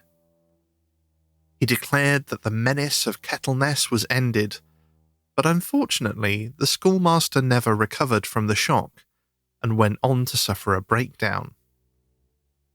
Of course, this makes a great story, especially for a self-proclaimed exorcist recounting his life's work. But is there any truth to it? And did the Reverend really end the terror of the Kettleness shore? Well, we should probably bear in mind that this account comes from a man who also claims to have exorcised Loch Ness and the Bermuda Triangle. But that doesn't discount the Barghest legend itself. And when we look into it a bit further, it gets very strange, and maybe a little sad. The name Kettleness likely comes from the Old Norse language, kettle meaning pot or cauldron, and thought to refer to the cauldron of water around the point, whilst Ness means headland, or more literally, nose, very appropriate for the rocky, jutting nose of Kettleness Nab. This reminds us of the Danish invaders we encountered in our first episode of the series, who landed at Whitby and sacked the abbey. But before that, the shore was at risk of invasion from Saxons, and we touched on this too when we explored the possibility of Whitby's East Cliff once being the site of a Roman signal station. Sturdy, defensive lighthouses built in chains along the sections of the English coastline exposed by the North Sea to raiders as well as traders. We may never know if one of these signal stations existed at Whitby, but we do know that a Roman signal station did stand at Kettleness, just inland between the Nab and the small hamlet of Goldsborough, likely surviving due to its more inland location having saved it from disappearing off the cliff edge and into the sea via coastal erosion, as may have happened at Whitby. From discoveries at nearby Ravenscar in the 18th century, antiquarians realised that there was probably a string of these fortlets all up the Yorkshire coast. And in the late 19th and early 20th centuries, historians and early archaeologists set about hunting them down. After a systematic search of likely sites, the antiquarians William Hornsby and John Laverick discovered the ruins of a fortlet on Goldsborough pasture in 1918. And, thankfully for us, they wrote about their discoveries in the Antiquaries Journal in 1932. Interestingly, though, even in these academic pursuits, it seems that the darkness of the area's legends somehow managed to seep through, as this quote from the write-up in the Antiquaries Journal hints. The impression left from the outset by the loveliness of the situation is unforgettable. In front extends the ever-changing sea. To the left lies Runswick with its glorious bay. To the right is Whitby with abbey and harbour, while behind stretches the moorland, black and lonesome, still reputed the abode of evil spirits. But it gets really interesting when the men explain the findings of their excavations within the fort, as they made a truly extraordinary discovery. It's not unusual, of course, for archaeologists to find human remains during excavations. Uncovering burials and cremations is quite common, and they can often tell us a story about the lives of people that once lived on the site being examined. But the bodies that were found on this excavation were somewhat of a rarer find. And what a story they told, as this quote from the journal demonstrates. In the southeast corner, we made discoveries which can only be described as sensational. A short, thick-set man had fallen across the smouldering fire of an open hearth, probably after having been stabbed in the back. His skeleton lay face downwards, the left hand on which was a bronze ring behind the back, the right touching the south wall. Another skeleton, that of a taller man, lay also face downwards near the feet of the first, his head pointing southwest. Beneath him was the skeleton of a large and powerful dog, its head against the man's throat, its paws across his shoulders. Surely a grim record of a thrilling drama. Perhaps the dog one of the defenders, the man an intruder. However exciting a discovery as this must have been for the excavators, it's just as exciting for us. To find a record of a skeleton of a large, powerful dog in such a remarkable context, right in the area of the Barguest sightings, is incredible. This excavation took place in 1918, and Reverend Omond, who was born in 1903, grew up hearing about apparitions of a large black dog in the area of Kettleness, finally seeing the spectre for himself in the 1950s. Did the excavations of the Roman signal station awaken the spirit of the great dog who died there when its remains were uncovered? If so, this paints a very different picture to the ominous hellhound that Oman felt the need to exercise. The antiquarians wrap up their report with the following words, elaborating on what they think may have happened at the fort on that final, fateful day. The life of the station would seem to have been short, approximately 370 to 395 AD, and there were many indications that its end had been sudden and violent. If conjecture be necessary, it would appear likely that the destruction was wrought by intruding angles, whose numbers and the swiftness of their attack enabled them to overwhelm the garrison. Usually these marauders arrived when they were least expected, often, no doubt, in the dead of night, or in the din of storm, or perhaps during a fret, one of those thick mists from the sea which are so prevalent in the area. The completeness of the destruction, when it did come, seems to us to be shown by the position and excellent condition of the skeletons found in the southeast corner of the tower. The covering necessary for their preservation would be most simply provided by the early and entire collapse of the structure. If the excavators were correct, then the skeleton of the dog was a protector, a faithful hound struck down in the line of duty and buried where he fell under the collapsed tower, telling the story of his last desperate attempt to protect the station and his people. With such a dramatic ending, and no doubt some unfinished business with the invaders, it isn't a stretch to imagine this faithful dog continuing his guard duties along the shoreline of Kettleness, even in the afterlife. So, did the Reverend Omand exercise a terrifying hellhound, or did he encounter the goodest boy of Kettleness? Just a faithful doggo doing a heckin' protect from beyond the grave.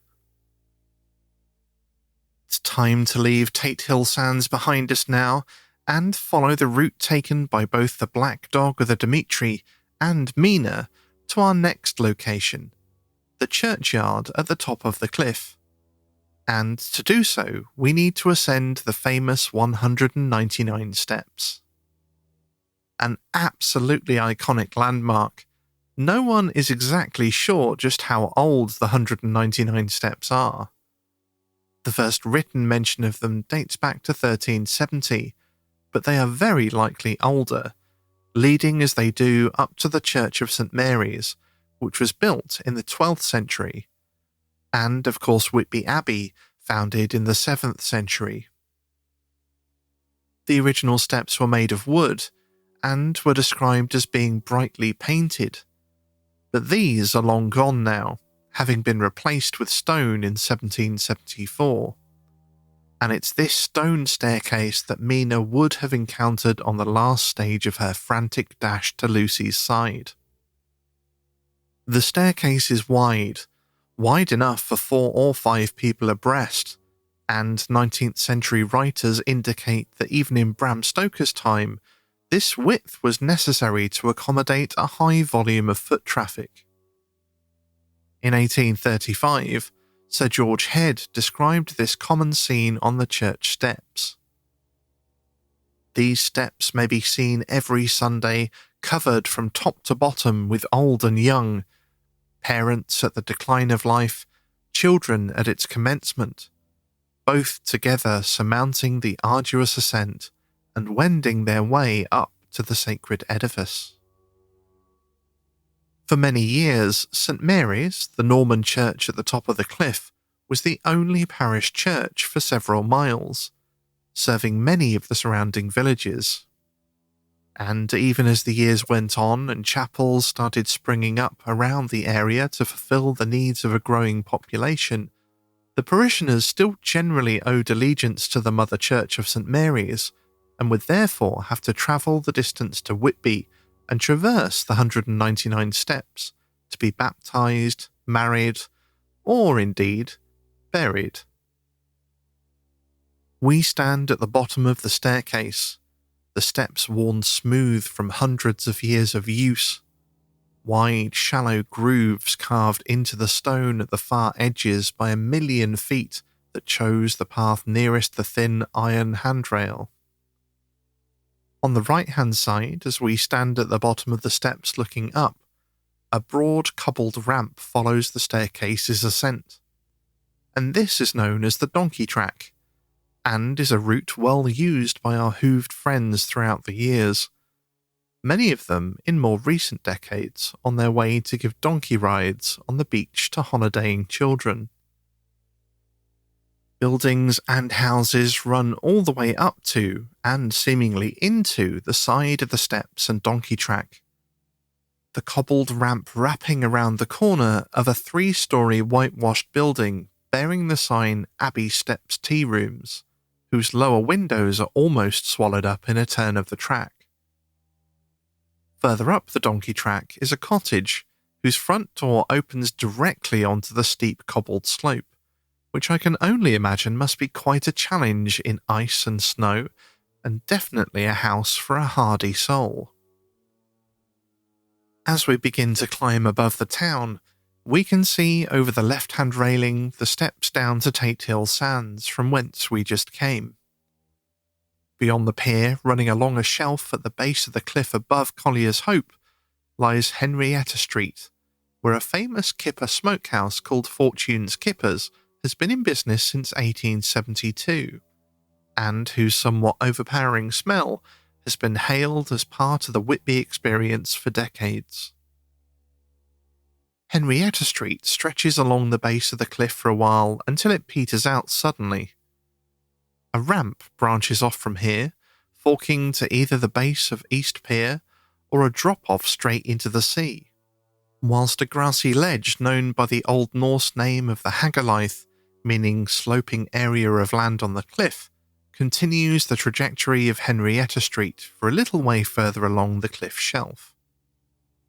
This area was once much larger and filled with houses and businesses, but several serious landslips, including one in 1787 and one in 1871, sent several buildings crashing down the cliff. The once respectable area was eventually abandoned due to this danger and became the haunt of the poorest of society and the town's ne'er-do-wells. There was also danger from above for dwellers of the Hagalaith, the area sitting as it does directly beneath the graveyard of St Mary's Church, where coastal erosion nibbles away at the cliff, and severe weather such as ice or heavy rain occasionally opens up the ground to send the bones of buried parishioners hurtling down onto the buildings below. This still happens today, with one of the most recent occurrences in January of 2013. Although the rector at the time reassured everyone that the bones would of course be collected and respectfully reinterred, and noted that, as the graveyard has been closed for burials since the mid-19th century, no one need be concerned about anything too, fresh tumbling down the cliff. I huff and puff my way up the steps. I didn't exactly think I would fly up them with Mina speed and grace, but there does seem to be something about these steps beyond their sheer number that makes them quite exhausting.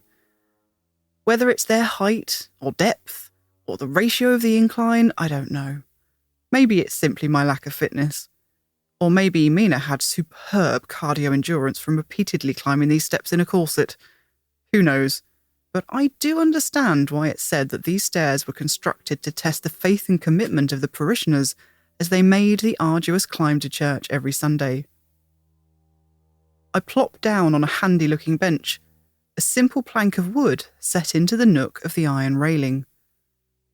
There are several of these, and some people hover around them, looking longingly at the much-needed seat, but hesitating to sit down. I can guess why, for it's quite well known that these are not actually seats for weary climbers, but coffin rests. As we heard earlier, parishioners from not just Whitby, but villages all around would have had to attend St Mary's for their biggest life ceremonies, including their final one, where they would be carried in their coffin up these very steps. The coffin bearers must have had muscles of steel, and I can imagine how well needed these coffin rests would have been. I have no compunction about resting on one to get my breath back though, as I'm sure that the spirits of Whitby won't mind a bit of respectful company as I admire the view and reflect on my lack of stamina. But I don't linger too long and push on to the top, where the ground flattens out and the square tower of St Mary's Church comes into view, with the abbey ruins rearing up dramatically in the distance. At the very edge of the graveyard, the tall, carved St Cadman's stone cross perches on the cliff edge like a sentinel standing watch over the town below. Down in the harbour, the waves glisten and glitter in the sun, and small, colourful boats bob cheerfully, safe in the encircling arms of the long, curving piers. Clusters of red-roofed houses spread out like a sweeping toy town diorama, and seagulls swoop across the water, shrieking their laughing cries. We have reached Mina's destination, the place she described in her diary as the nicest spot in Whitby, and where her and Lucy spent many happy hours enjoying the sea breeze and the incredible views across the town and harbour from their favourite seat in the graveyard near the edge of the cliff. It was also here, however, that Mina spotted the pale white figure of Lucy in a brief window of moonlight from her viewpoint near the whalebone arch, and behind the seat, she saw a dark, menacing figure looming over her friend. The graveyard stretches out along the headland and all around the church. Hundreds of headstones, leaning and worn, pitted by harsh salt winds and blackened by centuries of coal smoke, bear testament to the residents of Whitby's past. Many of the names of them have been scrubbed blank by time, wind and weather. Others, as we know from Mina's conversations in Dracula with Whitby elder Mr. Swales, bear dedications that belie the emptiness of the graves below. Mr. Swales describes the leaning gravestones as tumbling down with the weight of lies written on them. And he is referring to the very real fact that a number of the headstones in St Mary's churchyard stand in memoriam of sailors and fishermen who were lost at sea, their bodies never recovered, and their headstones in the graveyard simply a memorial over an empty grave. But the ghost story that we find in this churchyard concerns the bodies of seamen who do lie beneath their gravestones. A legend that would indicate either that the sailors and fishermen of Whitby felt it unbefitting for a man of the sea to have his body buried on dry land, or that the spirits of the ocean itself felt they had a claim over the souls who had made a living from its briny depths. For it's said that any men of the sea whose bodies were buried in St. Mary's churchyard would soon be visited by the Bargeist coach. No, not the Barguest, the large black hellhound, or possibly the goodest boy of Kettleness, depending on how you look at it, but the Bargeist. Although, in actual fact, these are just the two most common ways of spelling the different phenomena that I found in use today. But really, they're the same word, and according to my research, were both originally pronounced Bogost, simply meaning town ghost. And over the years, the spelling and pronunciation has changed and evolved. There doesn't seem to be a fixed pronunciation or spelling today, but for ease of telling the legends apart, for this story, I've gone with the spelling used in the Whitby Repository magazine, in which the spooky legend was recorded in 1831. According to the old fishermen of the village, St. Mary's graveyard was not a good place to be on the night following the funeral of a man of the sea.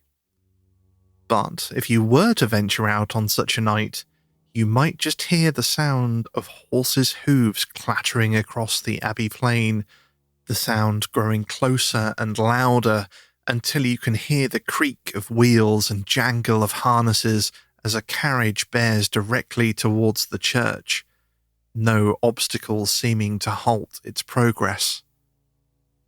From out of the blackness, 6 horses emerge, all of them a coal black that seems darker than the night itself, and behind them, cloaked in a velvet pall, a driver steers them towards a freshly filled grave.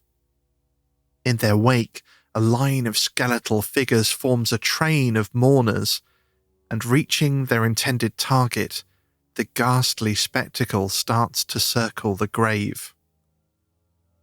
Once, twice, they make their ghoulish dance, growing faster and more frantic with each pass, until on the 3rd circuit, the soul of the deceased sailor rises up from his grave and steps on to the phantom carriage.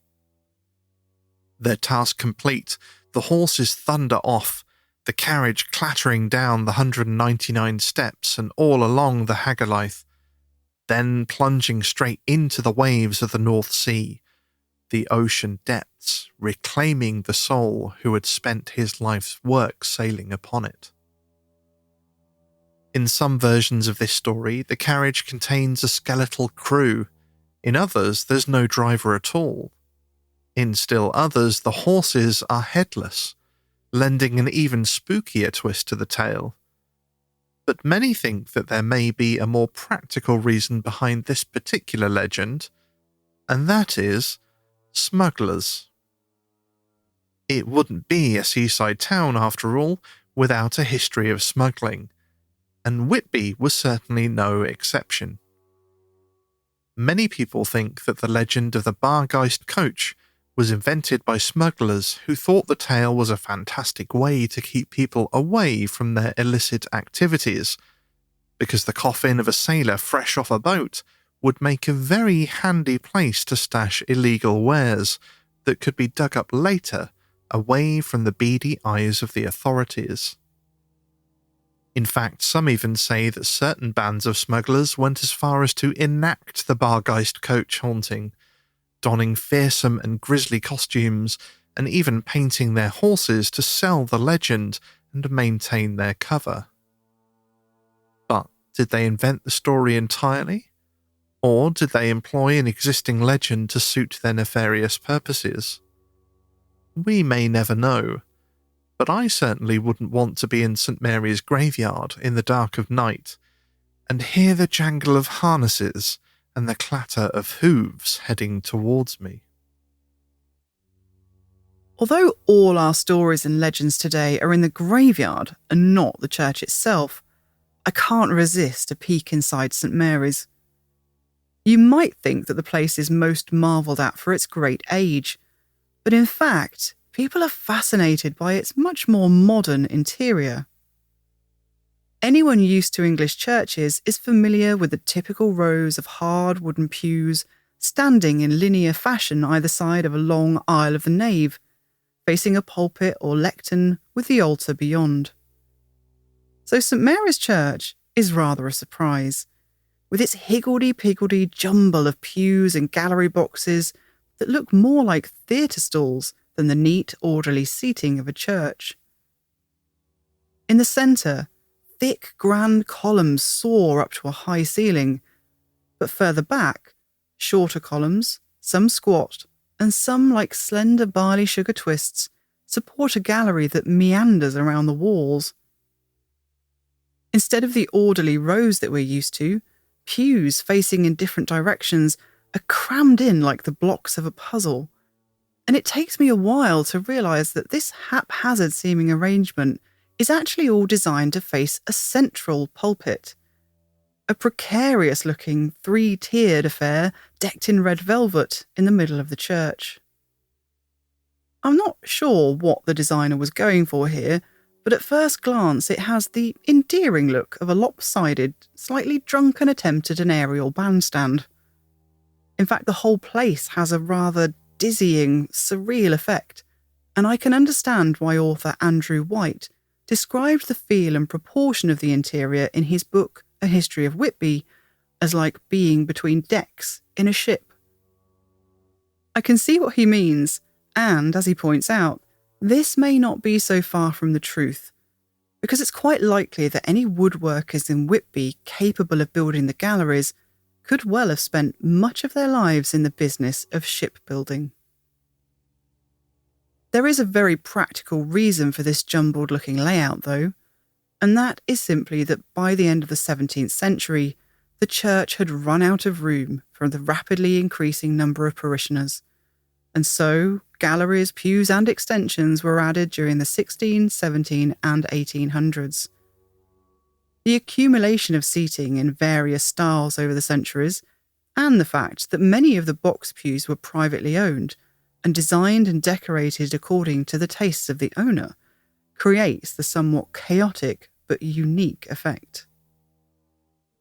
It was loathed by many of the prim and proper Victorians, including one Reverend W. Keane, who described it as perhaps the most depraved sacred building in the kingdom. But others loved it for its eccentricities, as, I must admit, do I. As I make to leave, a sign in the porch catches my eye. Pinned up on the notice board by weary church wardens, apparently tired of fielding endless requests from tourists who, just like me, are on the trail of Dracula, it sternly requests, please do not ask staff where Dracula's grave is, as there isn't one. I chuckle to myself as I head back into the graveyard. They're right, of course, in a way. Despite the impact that the character has had on the town, Dracula didn't actually dwell too long in Whitby, moving swiftly on to London and eventually being chased by our intrepid gang of Victorian vampire hunters through the landscape of the Carpathian Mountains, where the book reaches its conclusion. But avid fans of Dracula probably aren't referring to where Dracula was buried, but where he hid after leaving the wreck of the Demeter in the form of a huge black dog, in a grave directly under Lucy and Mina's favourite clifftop seat. Mina describes in her journal that the seat they so often frequented was set upon a gravestone laid flat like a slab, which bore the words, "Sacred to the memory of George Cannon, who died falling from the rocks at Kettle Ness." The fact that they were sitting on a grave didn't seem to perturb them in the slightest, however. I think Victorian ladies must have been made of sterner stuff than they're typically given credit for, because they weren't put off their favourite spot, even after Mina witnessed something looming malevolently over Lucy on the seat during her sleepwalking adventure. I could understand this perhaps, but when their friend old Mr. Swales was found sprawled across the very same seat with a broken neck, I think that might have been the point where I gave up on the favoured spot, no matter how spectacular the view was. But did that dissuade Mina and Lucy? No. The very same day that Mr. Swales was found dead upon it, as Mina writes, with a look of fear and horror on his face that the men said made them shudder, they were back at the seat, standing on it to get a better view of the funeral proceedings of the dead sea captain of the Demeter. If Bram Stoker is to be believed, those Victorians certainly seemed to take death in their stride. No wonder their era is so inextricably linked with Gothic horror. These days, it seems impossible to tell which seat might have been Mina and Lucy's favourite spot. The cliff top is set with several benches, just on the edge of the graveyard overlooking the harbour and town. And on the day we visit, we sadly can't visit them all to take a proper look, or see if any of them are set on flattened gravestones, because most of them are roped off. A safety precaution due to recent bad weather making the edge of the cliff a risky place to be. And for the same reason, I'm not sure we can know if the seat Bram Stoker had in mind when he wrote Dracula even still exists, or whether it's fallen victim to the crumbling cliff edge over the years. And what of all the ghosts and legends we've encountered today throughout Whitby's maze of ancient streets? Do they still exist, or have they too fallen victim to the ravages of time? Stoker's character, the old salt Mr. Swales, thinks they belong to an earlier time, stating, when Mina quizzes him about the ghost of Whitby Abbey, "Them things be all wore out. Mind, I don't say that there never was, but I do say they wasn't in my time." Well, I think Mr. Swales would have a hard time convincing ghost tour guide James J. Brown that Whitby's ghosts are all wore out, as he would one visitor to St. Mary's Churchyard who had a very odd experience in 1995. The witness got in touch with the Visit Whitby blog to relate what happened to him one April day when he was visiting Whitby for the first time. He'd been strolling through the churchyard on his way from the Abbey, heading towards the top of the 199 steps, when he noticed a man and a woman with a coat draped over her right arm, sitting on one of the churchyard benches. They smiled at him as the visitor and his partner approached, so he called ahead to his partner, who was walking in front of him, and suggested that they should join the friendly couple on the bench. But she turned, surprised, and asked him, "What couple?" The confused witness turned his gaze from his partner back towards the bench, but it had gone. There was no bench, there was no man, and there was no woman holding a coat. Perplexed, he looked around and was struck to see that there were marks on the ground, indicating that a bench had in fact once stood in that position. But it would be another 7 years before he got any answers to this strange experience. On the next visit, 7 years later, the witness ventured into St. Mary's Church to explore. Looking around, he was shocked to see a black and white photo hung on the wall picturing several people, because amongst them, he recognised the man and the woman he'd seen in the graveyard on that April day in 1995. The woman even had her coat draped over her arm in the photo, just the same as she had when he'd seen her, sitting on the bench. Of course, he was desperate to find out who the couple were, and a staff member was able to reveal that the people in the photo used to be church bell ringers. Whether or not either of them was still alive was not revealed, but it soon became clear that he was not the first person to see them in the churchyard, and in fact, the witness's experience was a sighting familiar to some local inhabitants. So, if you're ever walking through St. Mary's Churchyard, and you pass a friendly couple smiling at you from a bench, maybe just take a second look back over your shoulder and see if they're still there moments later. This witness's story reminds me of so many people's experiences of Whitby, including my own. From the very first visit, the place draws you into its inexplicable mysteries, and further visits only build layers of intrigue and fascination. Before heading back down the 199 steps, across the east side, the swing bridge, and back up to the top of West Cliff and our waiting car, I take one last look at the spectacular view across the town and harbour and out to sea, as a thick mist reminiscent of the Demeter's dramatic arrival starts to drift in, and wonder what surprises and stories Whitby has in store for future visits. We have explored so much, but I imagine there are many more wonders to discover yet, and I already can't wait to return. And that brings us to the end of this episode of Not Once for Yes. Thank you to everybody that shared their stories. And don't forget, if you have a story, please do get in touch through our website, notonceforyes.com. As always, thank you so much to our patrons and coffee supporters. Your support is the only thing that allows us to keep producing this show. And if you have a podcast and would like your editing done, don't forget that I do run an audio post-production company, so please do get in touch at narrativeaudio.com. We hope that you've enjoyed this episode and that you'll join us again next time for some more spooky stories and haunted history on another Not Once for Yes. If I pay for